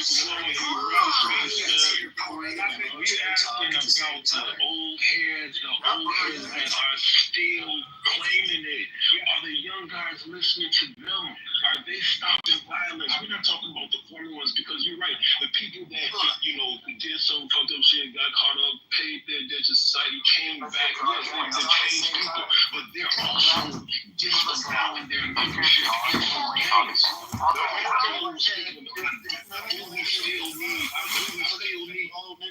Listen, I'm gonna keep it real, bro. These young niggas, listen. If these niggas that's knocking shit down ain't pulling up to this shit and trying to do a peace treaty, can't no older nigga that was the reason why these niggas are in the position that they in have no say so, no street shit, bro. You niggas be living off the past, bro. Them niggas, listen, it's the shooters. If the killers is not pulling up, I remember niggas try to do a peace treaty. I got family members and shit from Compton and Washington shit. I know some niggas that's known for doing shit, right? Like, only people I'm doing peace treaty with is my baby mama. Nigga, I ain't doing no peace treaty with niggas. If the killers is not pulling up, right? If the niggas that's knocking shit down, not pulling up and saying, all right, cool. Nigga, I don't give a fuck how many old heads come sit down with each other. Man, niggas ain't listening to y'all niggas, bro. I agree. I totally agree on that. So that's why you have the younger brothers, too, that interact with the older brothers, and they all come together. You got to remember that most of these neighborhoods is family orientated. They cousins, they big uncles, they grandma, you know, everybody know each other. Everybody grew up with each other. Lil Pookie, you know Lil Pookie daddy. y'all went to high school together. Everybody know each other. So at the end of the day, the older brothers can bring the younger guys together and show them that it's okay to talk to the so-called ops, and we can come to an understanding and move forward in our community, because everybody at the end of the day tired of ducking. Everybody at the end of the day tired of going to funerals. Everybody at the end of the day just want to live a life and get money and fuck females and motherfucking be motherfucking happy and do what they do without worrying about getting smoked. Okay, but Spaceman is, if you're like well versed on what's going on, you can literally go on YouTube and you can literally see vlogs of niggas in Chicago doing gang shit every day. Like, it's literally channels dedicated to this shit.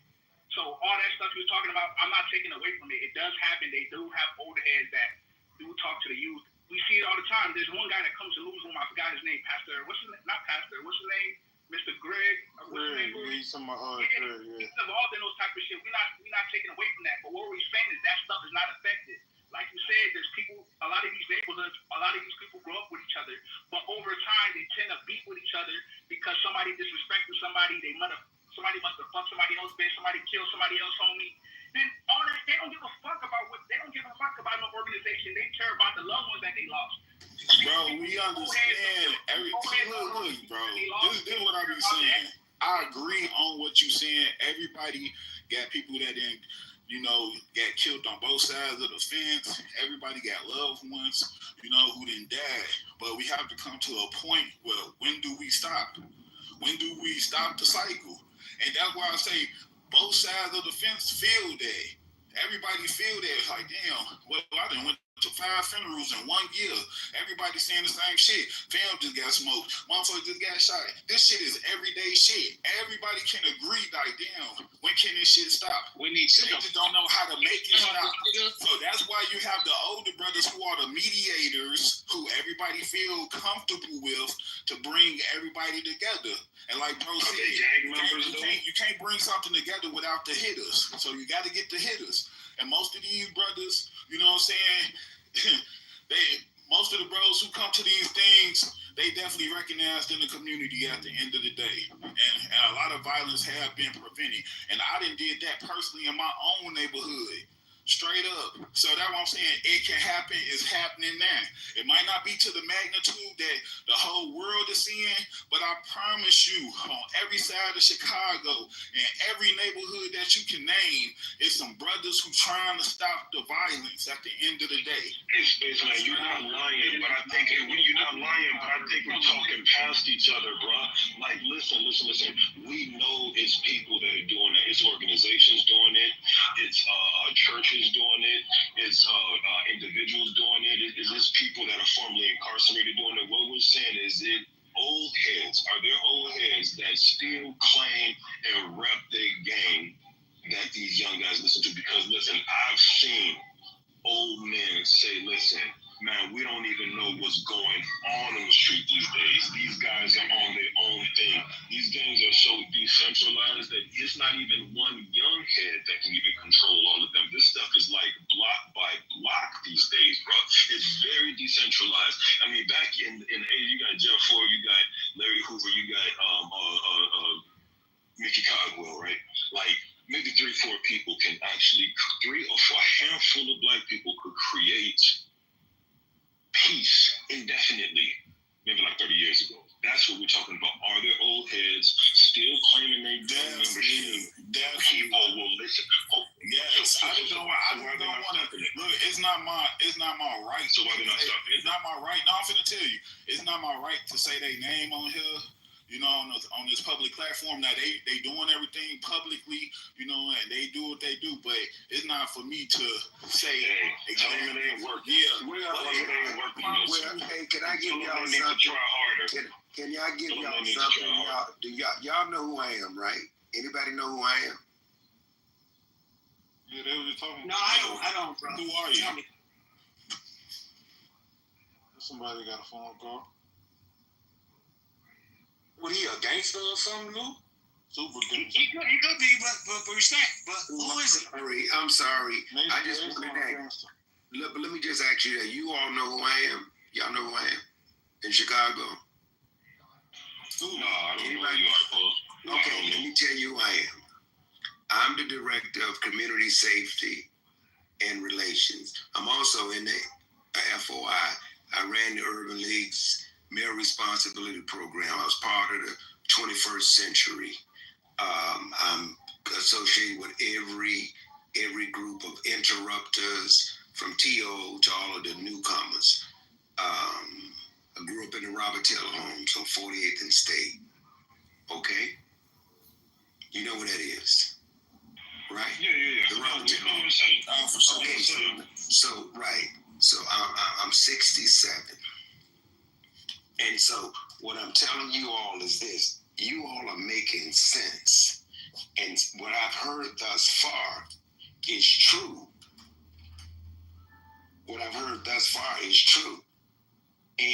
But what I want to lend to you all is just a couple of things. Some of this shit is absolutely it's created chaos. Now, we just lost one of my safe passage workers who live on the west side. Her daughter just got killed yesterday, and the children attend one of the schools on the west side. I'm dealing with that with Crisis and some other people, et cetera, et cetera. I deal with this every day, and even as an FOI, the shit is out of control. But it's unfortunate that it's running its course. And is there any voices out here, any individuals out here that have that kind of street credibility? Gator don't have none of them cats. And when Jerome, got killed or died, no, listen to me. They don't have that influence to go and talk to these little bitty boys in these schools, in these neighborhoods. They don't have it. That's over. If you don't have that divine connection to them and you're able to penetrate and be consistent, just having a press conference is a joke. It's a joke. So if you ain't willing to put your life on the line, if you ain't willing to become part of their life, you could talk all day. But to change the reality where they are right now, it takes some serious hard and work. That's just real, brothers. Yeah. So when you're on the battlefield, I'm on the battlefield every day. Every situation that happens, I just happen to see Lou Room because we cousins. We from Greenville, Mississippi, and I love him. But I got to roll right now because I got something else to do. But I'm gonna step back in a few as you all continue to talk, because I want to rap with a couple of y'all on some of the things that we could do. Okay, I'll be back. Yeah, I think before y'all get into it, bro, I just want to say this real quick, gang. Listen, bro. Do you think? Nah, I appreciate that, gang. Listen, and I don't want to sound like I'm being repetitive, bro. But like, as more as the room go on, we done seen. I'm born in '86. I done seen it all, dude. I done seen all kind of gang preventions go on. I done seen some of the OGs who just came from the feds that had a name back in the day. Man, them young niggas don't care. You do. If you ain't got no bag for these niggas do not want to talk. So the only thing I think that's left to try is to try to over-enforce some shit on the gangs. I'm not saying nothing about civilians. I'm talking about to get these gangs to get in line. Let's see if the military can get. Maybe if the military come out there with some long ass guns, some AK-47s and shit like they carrying around, maybe they'll chill the fuck out. Maybe they won't go slide on the fucking op today because them fucking army fatigue niggas out there ready to lay your ass down. Maybe you ought to give them a little bit more authority than the police to get rid of you niggas, so you niggas can sit the fuck down. And maybe y'all will go sit at the fucking table and say, okay, how can we work this out? How can we sit at the table so we don't keep getting killed by the army or keep getting harassed? We can't make no money in the hood.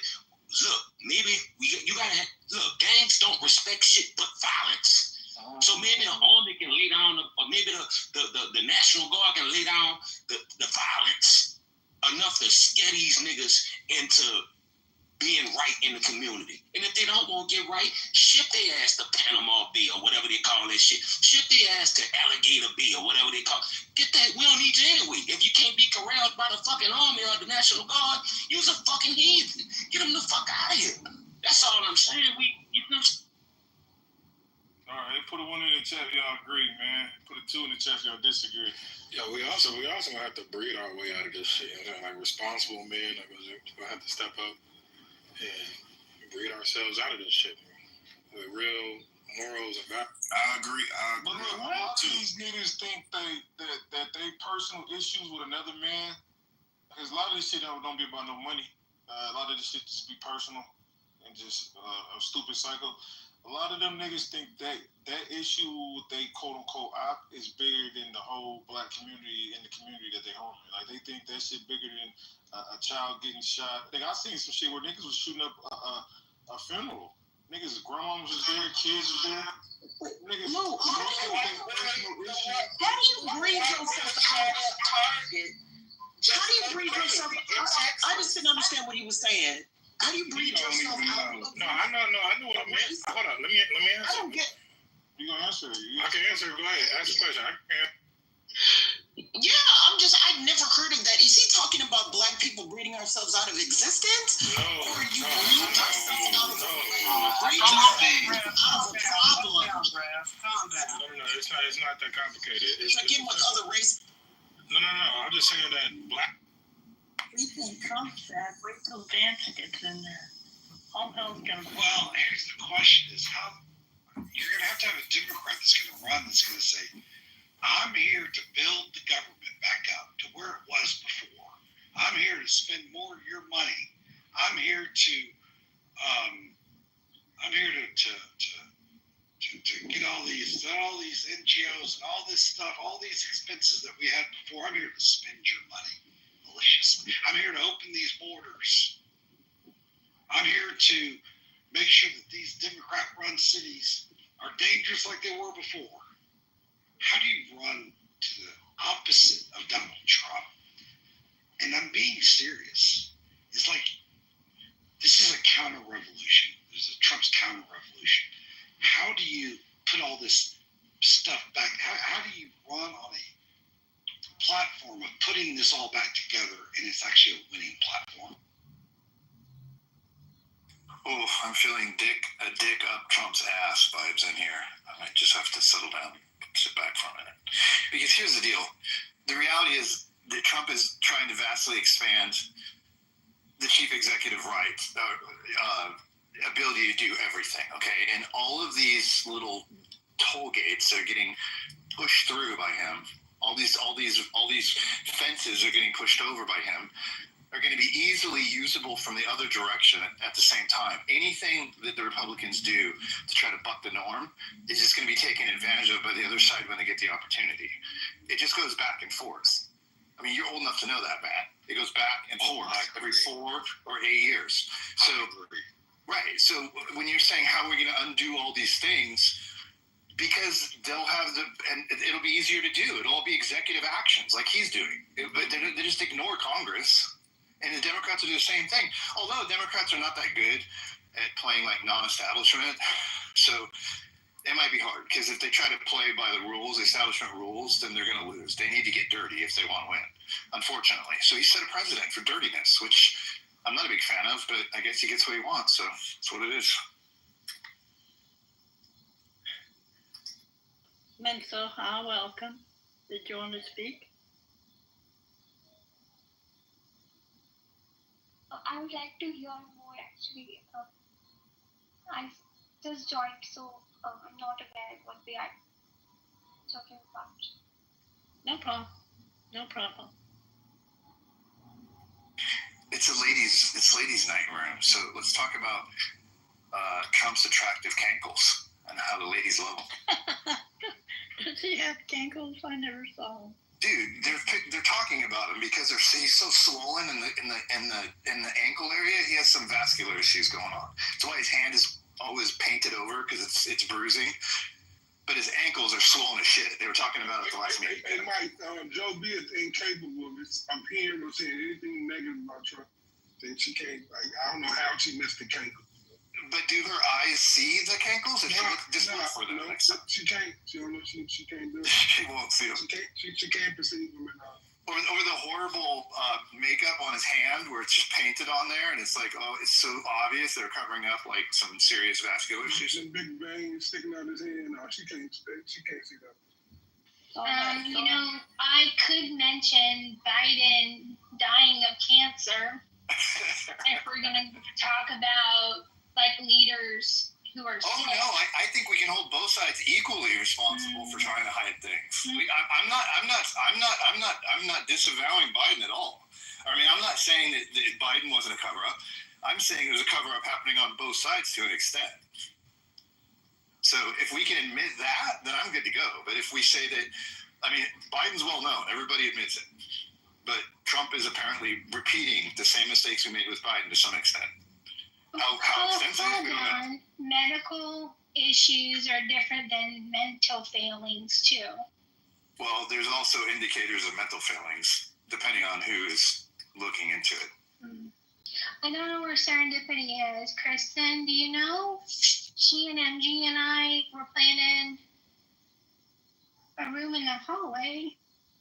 I wanted to go over the power of victimhood and a couple other videos and talk about the Karens, the Jezebels, the Bethanies on the app, the female stereotypes. But we might not make that happen. You know, Scarlett, you can make it happen because you're doing it right now. Right now it was just like a pre-show. I wanted to get people together because I just thought, I don't want to take credit for the room. I think we were just discussing it this morning over coffee about room topics. We had a poll in this morning's coffee room, but I left before I could see the results. Tomorrow we're going to be doing the father wound and the father effect. We're going to support our men. What is that going to be? What time is that? Tomorrow morning. I don't know, maybe around 8 or 9 Eastern. It'll be here in the month unless we decide to do it in a public room. But you'll see it. I thought y'all were gonna do something like fun, like game night or something like entertainment-like. It's not just more politics. And it's not really Republican. It shouldn't really be a Trump room either, you know? I thought it was gonna be just more like goofy fun for Friday. Well, this is happy hour. This is actually supposed to be the fun room. Mike, No, I don't want for a reason.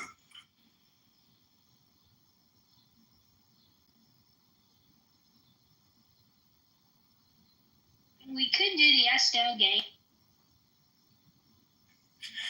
We could start with basic questions where everybody answers them, and then we'll just kind of break the ice. So the first question is pie or cake? Which one? And if it's pie, which is your favorite pie? We just go around the room and we can just start that with that. This is how you play the yes/no game. Do you guys think that Mike would choose cake? Thumbs up if you think Mike would choose cake. Thumbs down if you think he would vote for pie. Oh wait, where's my reacts? Yeah, that won't work. Thumbs down. Look at Wallace. All right. So then, Mike, which one is your favorite, pie or cake? It's pie. It's definitely pie. I said pie, so I don't have to take a drink of an alcoholic beverage. But all you losers that did thumbs up, bottoms up. Take it. Oh yeah, I like that. We can do that. Just with basic questions. Let's do it. We'll go around the room. Next one's for Joe B. Well, what? I was daydreaming.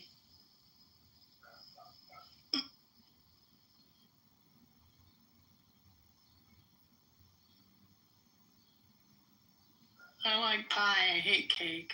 I love cherry pie. Don't go crazy. Give a thumbs up if Joe B was daydreaming about cankles. Calm down if you want. I hate Cankles. I have to say my favorite pie is rhubarb pie, but not rhubarb strawberry, just straight up rhubarb, no strawberry. My favorite pie is What's your favorite pie, Matt Cool? I'm not Matt Cool. Oh, you're not? Pie. No, my favorite pie is hair pie. Oh, you're Matt Liberty. Oh, what's that? Sorry. Hair pie. Here. Oh, never mind. So ideally, you would get a question for each individual. So for Joe B, it would be, does Joe B think charter schools should be implemented for everyone or for people in high risk, low resource areas? Thumbs up if you think she would say she would want it implemented for everyone. Thumbs down if you think it should be, if she thinks it would be targeted and specific to help the most needy. Wrong. All wrong. I hate charter schools. I hate. Really? So what's your answer for what's your solution? Private schools. Small home schools. Oh, I think of charter schools as private schools, I guess. What's the difference? Charter schools have their own board. They're like a little mini school corporation. But they're usually like run by like religious type affiliates, right? No, actually they're not. Oh, okay. I didn't know what they were. I was wrong about them. Mostly private schools do that. So you'd want the money for the kids to go with the parents to make the decision, then? Absolutely. Like 30,000? 100%. Yeah, that would be nice. You know, my problem with that is I have a son that goes to private school. The daughter that will soon will go to private school in a few years. But my problem is, let's just say. Hold on, Matt. I do want you to share. I just want you to hold on. I think because Joby said the money should go with every kid, the people who said thumbs up should win, and the people who did thumbs down should drink. Go ahead. Matt, come on. You're in the middle of the game and you're going to do an anecdotal story. So, hello? Let me build, please.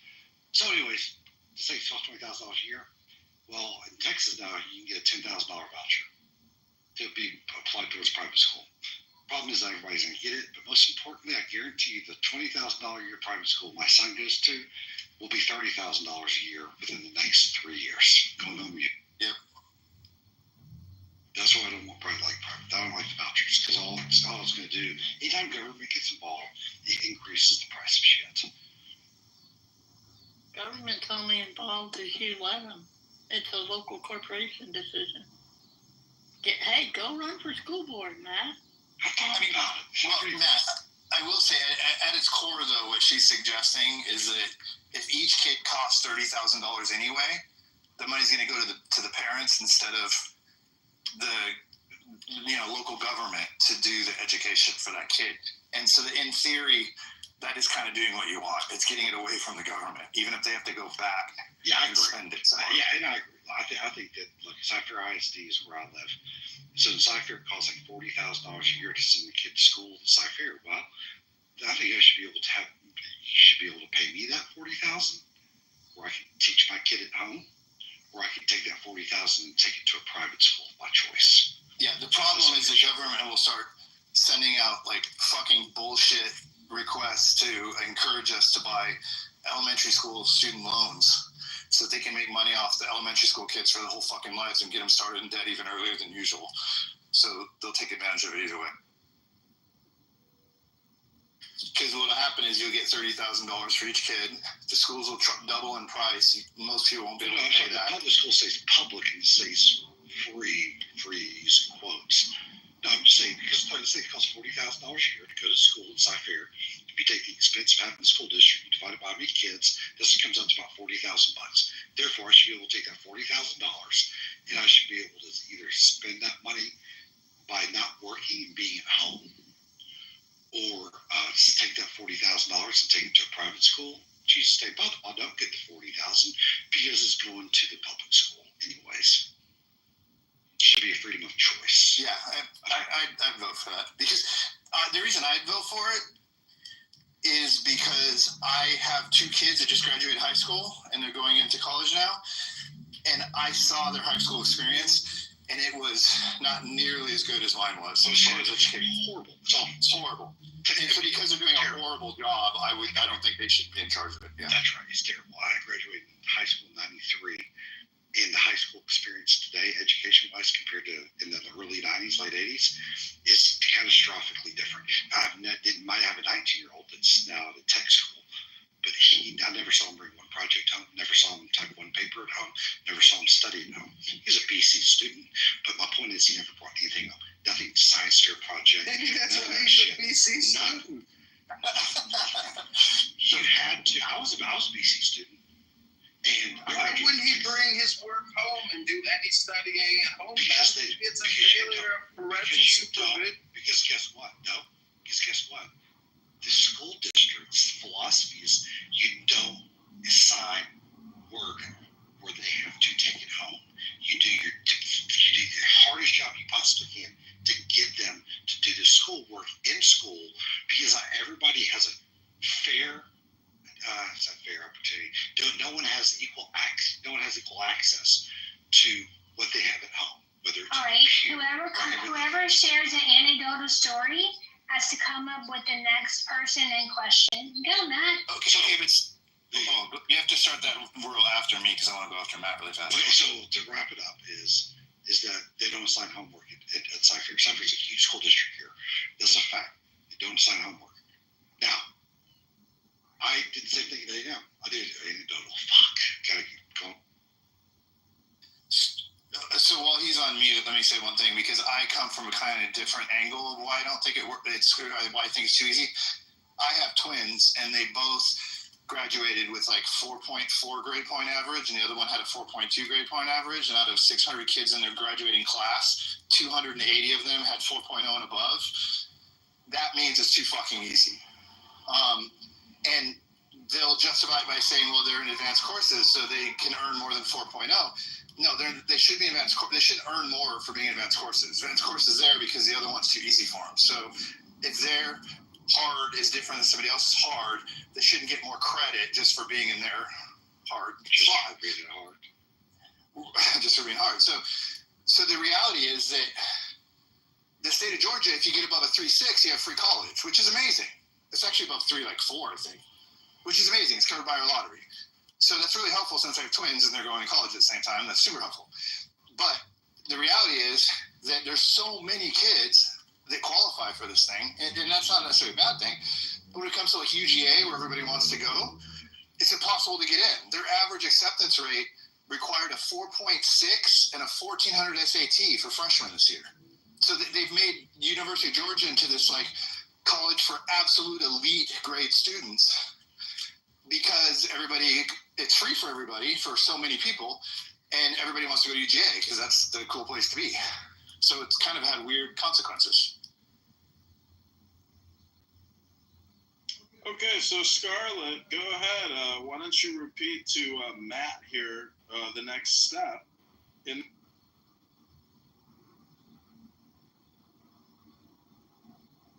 Go ahead, Matt. What was I don't want to be hacked up because evidence per se, so I'm not going on you. No, Scarlett asked you a question. Oh, what was the question? I'm sorry. 2 minutes ago. She's going to repeat it to you. Go. I will repeat the question, please.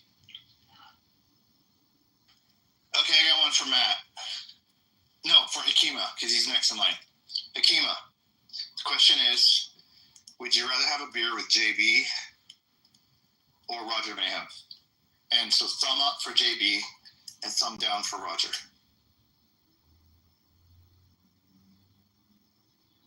That's pretty easy. Wait, don't say anything yet, Hakeem, and let everybody get their vote in.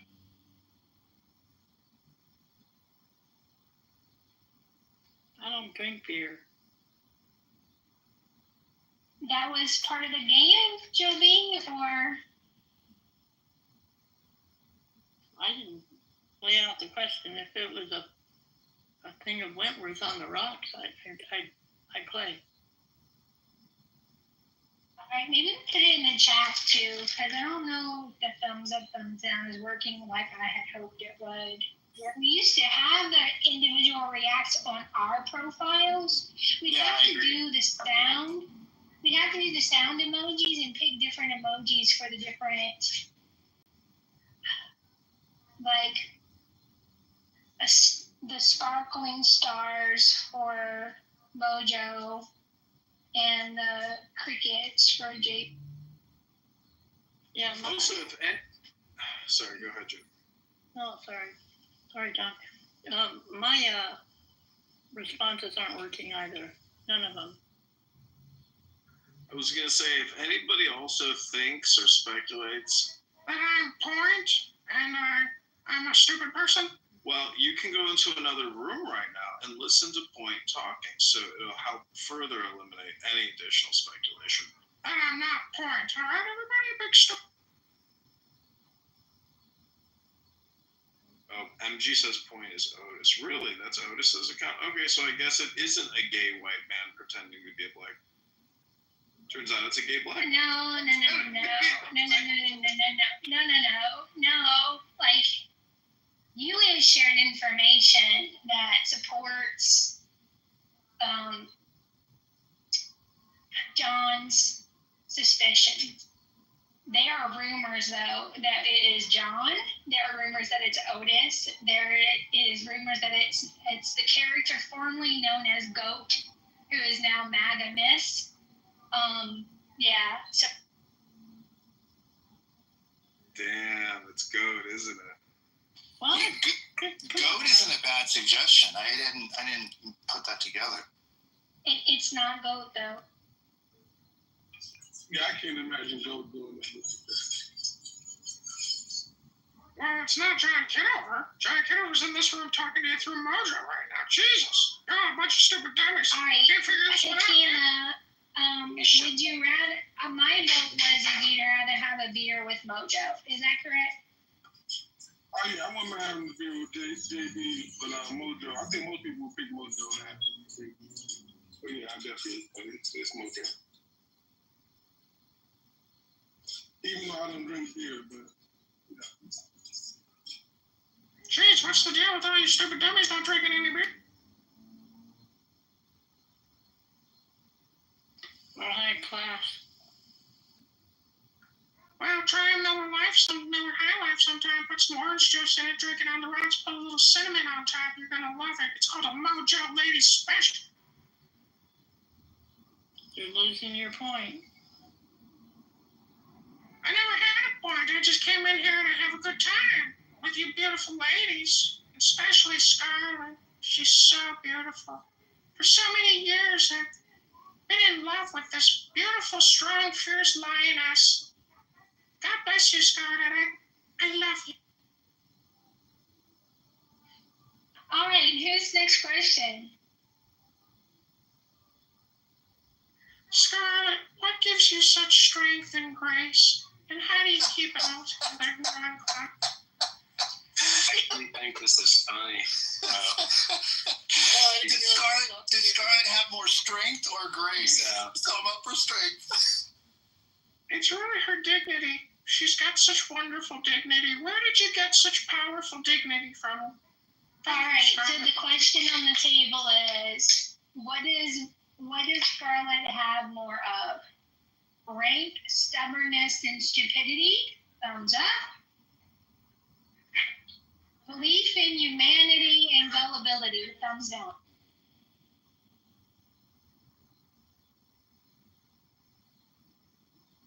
I think you've got a lot of belief in humanity and yourself, Scarlett. I'm not so sure about your rating system because I can't send you the emoji I want. I just want to send you more LOVE because you've got it, Scarlett. You're wonderful, and I love you. Doopy. Can I move them down? Yes. No, it's funny.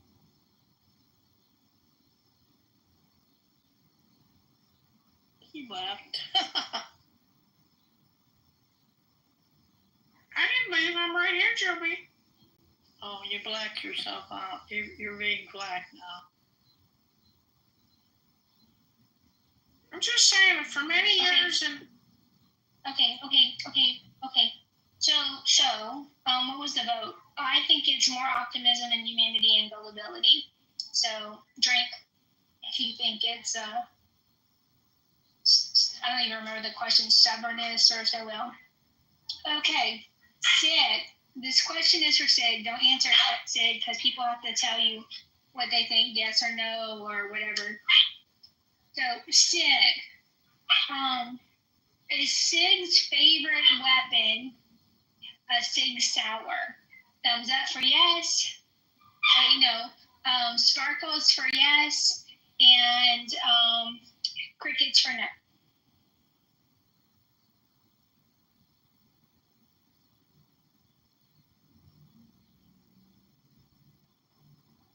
Why don't I have sparkles on my options? I don't have them. You have to tap your profile. No. Yeah. You have to no. You have to hold down on your profile. Damn it. Yeah, and then the soundboard will come up, and then the soundboard is, or you can do thumbs up and thumbs down. Like it's not. Oh, fair enough. Yeah. So everybody voted.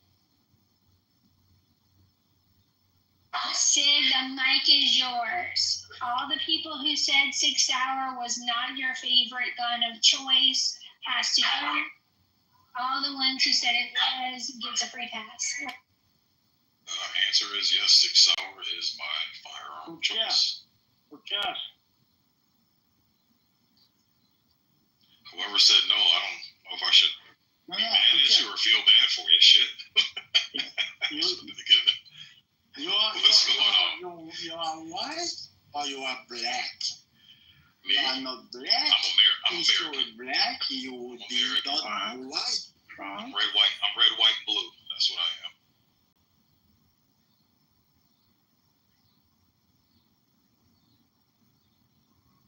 What is your favorite gun of choice? Me? Yes, sir. Oh, yeah, Sig Sauer. Yeah, Sig's my brand. I love Sig. Well, why do you like Sig? I like, for the price, my favorite is the ergonomics compared to like a Glock. Yeah, it's the ergos for me. I love Glock. Glock's a great gun, but it just feels like a fucking brick in your hand. Sig's a little more tailored to it. Okay, so I said it wasn't. Are you shitting me, Monica? Well, I just thought you liked the name Sig because it was masculine, and Glock would have probably not traveled as well on the app. Okay, that's fair. Like, you're like, might as well call yourself Magnum, and like nobody would. Oh, that's hilarious. To be honest. Alright guys, it is 6:30. Let's play for another 30 minutes and hopefully I can get my act together and we'll do that replay room about archetypes, female archetypes on the app, exploring the ways that women can manipulate people, and also like we can include the men. There are some master manipulators, character stereotypes. I really don't want to name names. I don't want to. And we'll see how it goes. I want to hear the guys' stories. Okay. Scary. It's okay.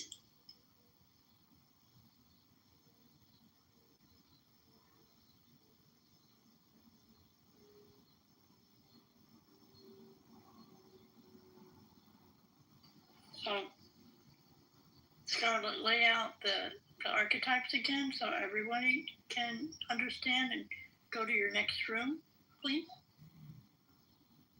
Well, see, Joby, I kind of didn't want to do that. I kind of wanted to do that for the next room. Okay. Because I need like 30 minutes to get ready. I need to pull up some videos and get, things together. And I also need to eat. So. Fair enough. I was in a room, not on Clubhouse, I think on Twitter, I talked about archetypes. They kind of went into, I don't know, more psychological archetypes. That's why I asked.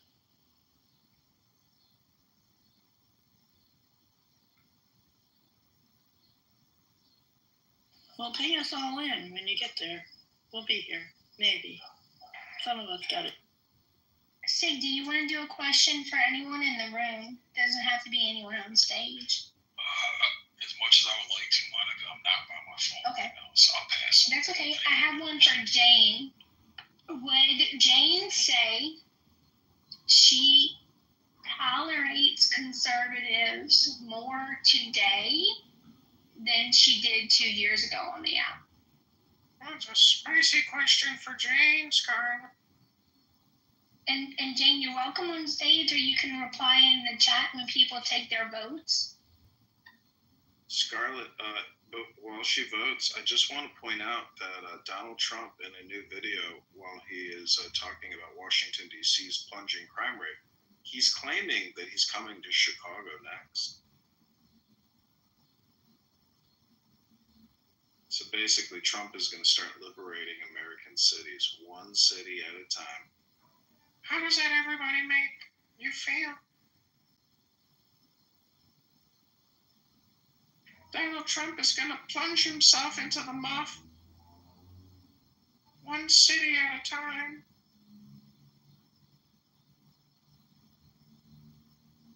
I just hope, a lot of people thought that voiceover guy and I are the same person, and so people kick voiceover guy out of rooms, and he's like, fucking John Kitover, he gets me kicked out of all these rooms. People think I'm him, and now I just hope that People think that I'm Point and they kick Point out all the time, but Point has too many friends and allies here, so they don't know for sure yet. But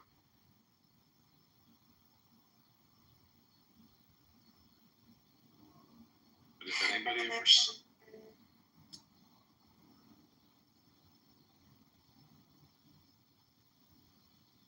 Okay. Jane doesn't know how to play the game. Jane, we were supposed to guess, and then you tell us if we were right or wrong. Jane's not for your tricks, Scarlett. No, she's good. She doesn't have to tolerate us. She doesn't have to.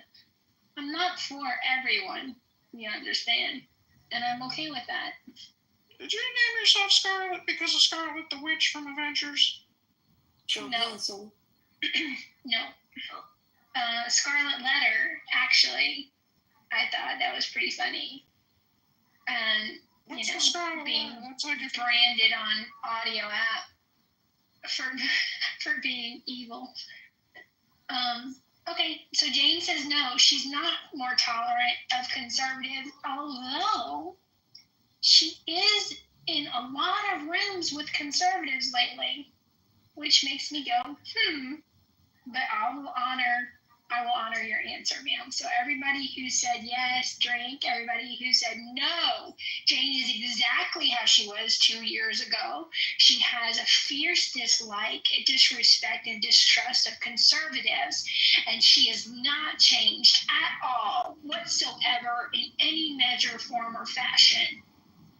You don't have to drink. I don't want to break the number 9 rule about bringing up former drama. However, I would just say that when people come on social audio apps and make death threats against you, like Jane has suffered from some people on this app, she's got good grounds and reasons to not trust or have any faith in Republicans. So, Jane, if you want to come up, tell everybody what that experience is like for you, and maybe why you don't trust some supposed conservative, supposed Republican people on this app. Even though they're not Christians, they say they're Viking warrior atheists, and they don't support any political parties, but yet they know the answers to everything. You just described only one person I know in the house. Stop it. Well, don't look at my PTR either, because I'm pretty sure management at the Texas Children's Hospital also didn't look at.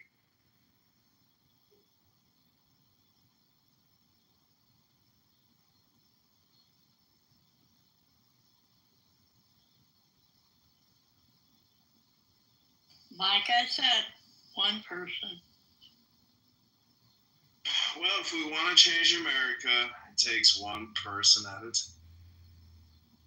Who else has a question for someone?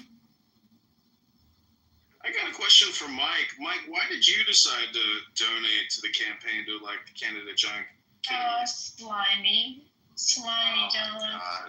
Slimy self-promotion. Self-promotion. My belief system aligns with yours. My political belief system aligns with yours, and so even though I'm not in your district or anything, not to mention I like you as a human being, and you're on here and you make me laugh, so I just wanted to support you. The part that aligns most is fiscal responsibility. So if we're fiscally responsible, though, why do people think that that's going to blow the economy?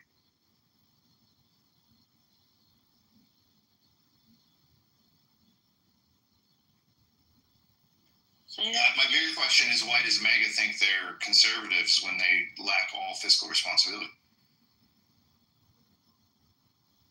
Trying to send you a spicy emoji, but it's apparently too spicy, and I've hit my system limit.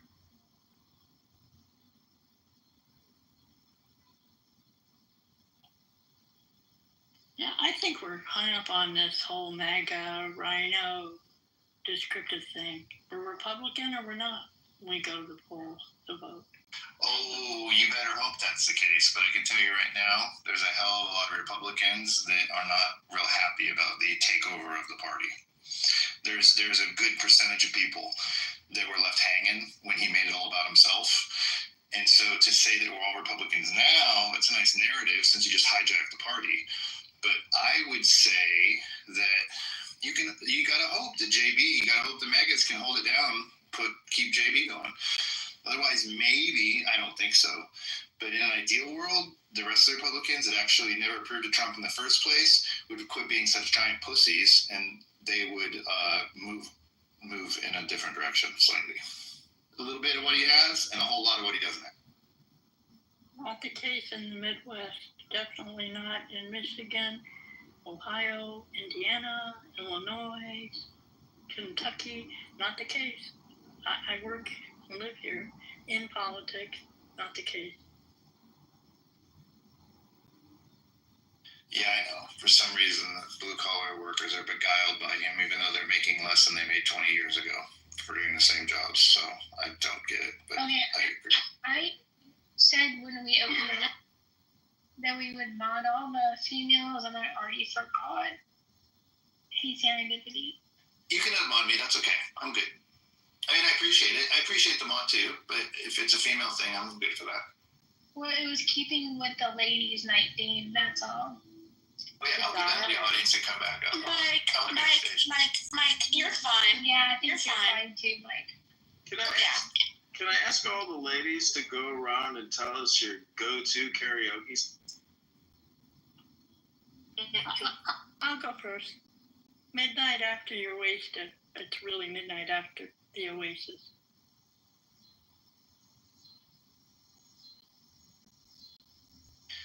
That's a good question. I like that question. Keep going.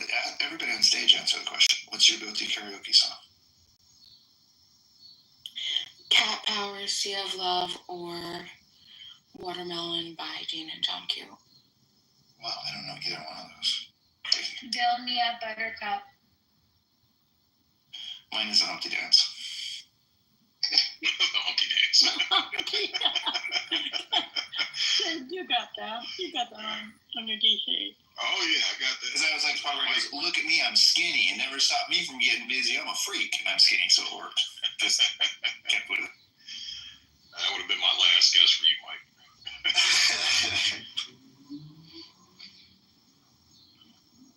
I'd have guessed Baby Got Back before Humpty Dance.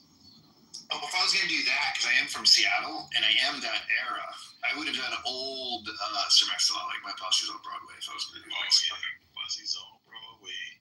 That's great. Me and Kid Sensation, home away from home. I played a game of pool against Kid Sensation in the late 80s. That's my claim to. You know, in keeping with tradition and honor, I just want to quote Dr. Mojo, our former glorious Mojo, that Scarlett, you are looking ravishing this evening, and I can smell your beauty from across the... I think she smells like chicken dumplings. Yeah, I mean, not to you, Scarlett, but I would love me some chicken dumplings. That's what my wife always orders at Cracker Barrel. They're cheap, good. My favorite. Scarlett, have you heard of this lady called Lily Gaddis?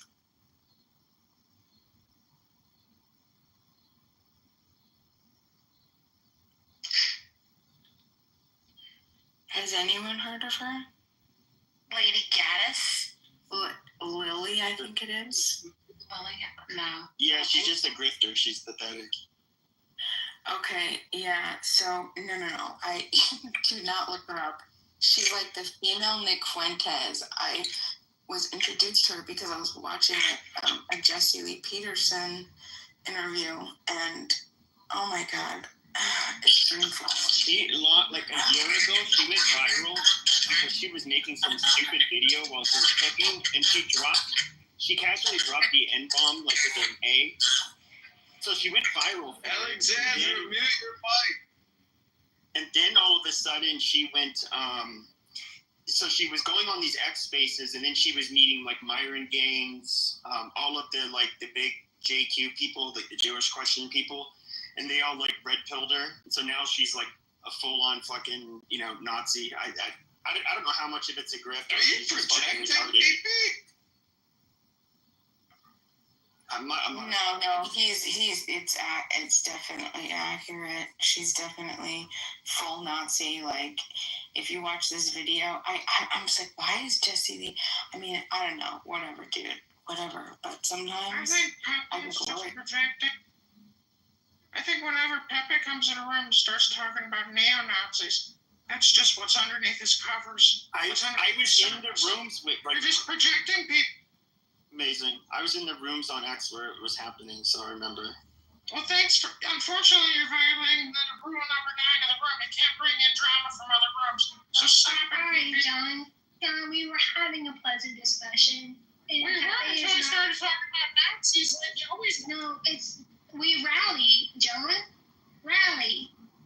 All right. So anyone, we're doing yes or no. I don't know how long y'all been in here, but somebody asks someone a question, but they don't answer it right away. The room decides whether yes or no, or either or, and then the person tells us what the answer is. Oh, I like that game. Yeah, it's a version of the one I did in White Belts and Chilla Zone. So, for example, would Bima say that small voluntary societies are better than no taxes?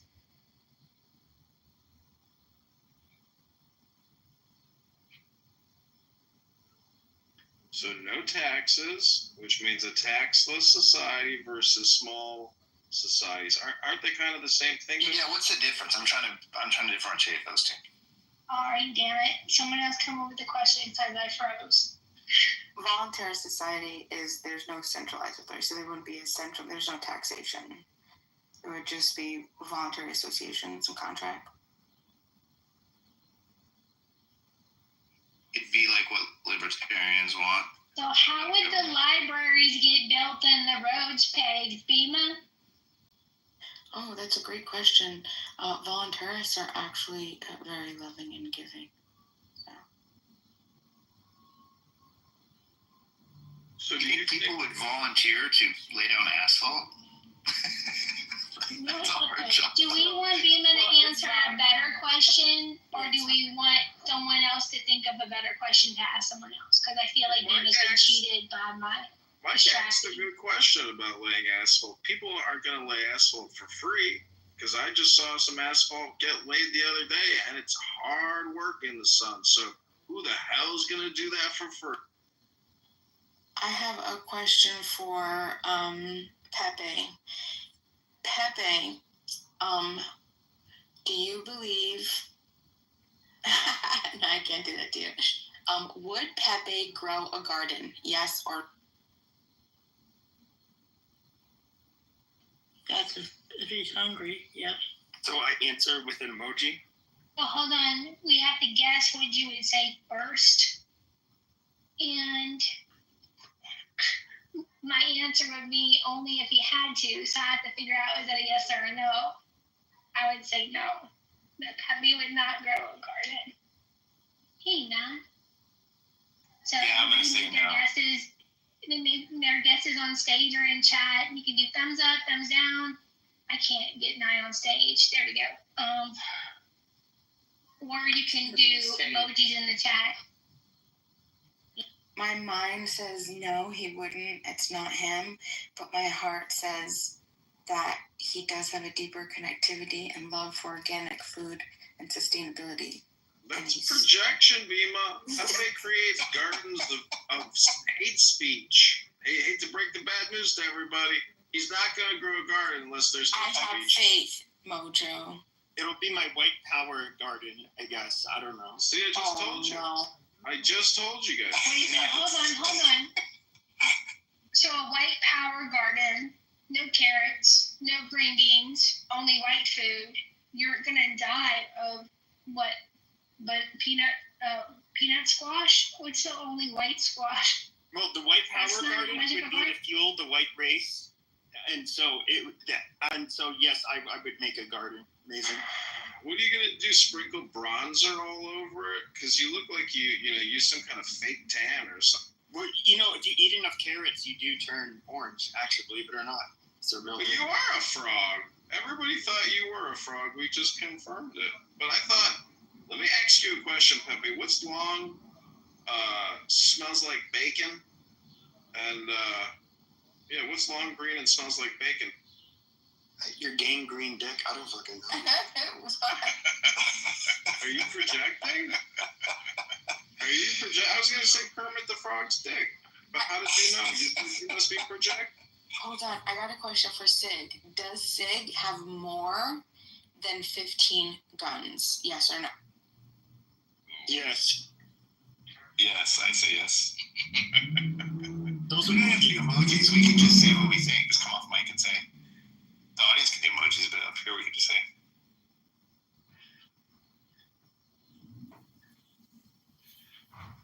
I think he has like 13.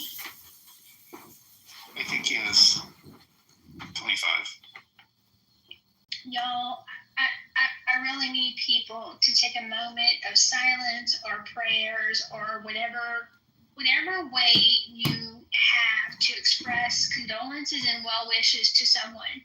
Because someone thought it'd be a really good idea to call themselves Monica on the Clubhouse app.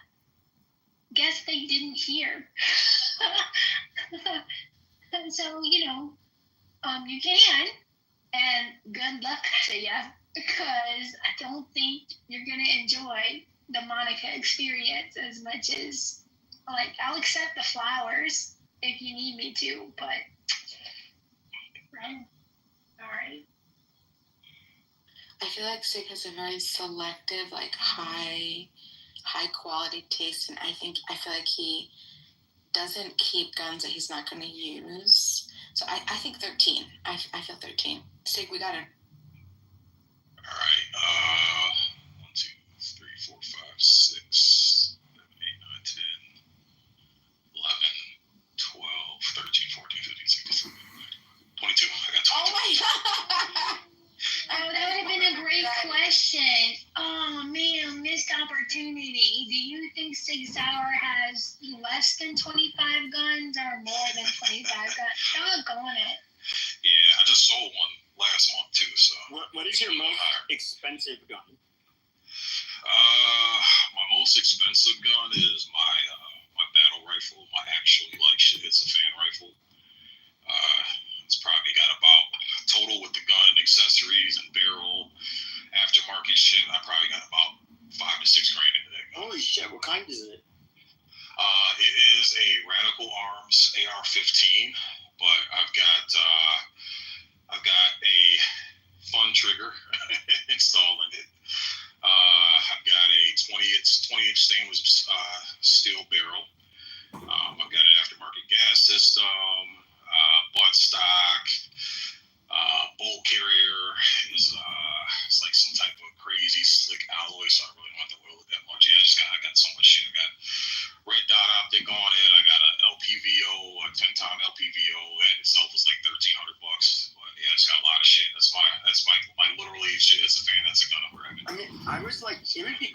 get night vision and then get like one of the laser, because you can get the full power IR like on the internet.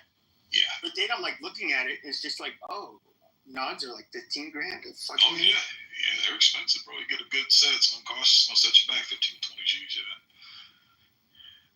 Yeah. I don't need to see in the dark that bad. I'm fine. Okay, I got. Did you see that video of that guy? It went viral. This guy, he's going downstairs. He has home security, and you see him. He's like using the light on his rifle, his AR.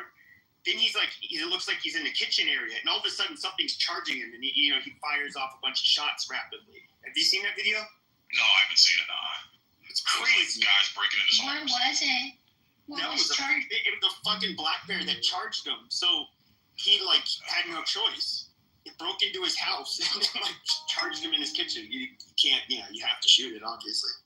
Right. I'll post a link. That's crazy. My question for Mike is, do we believe that Mike's dog is microchipped?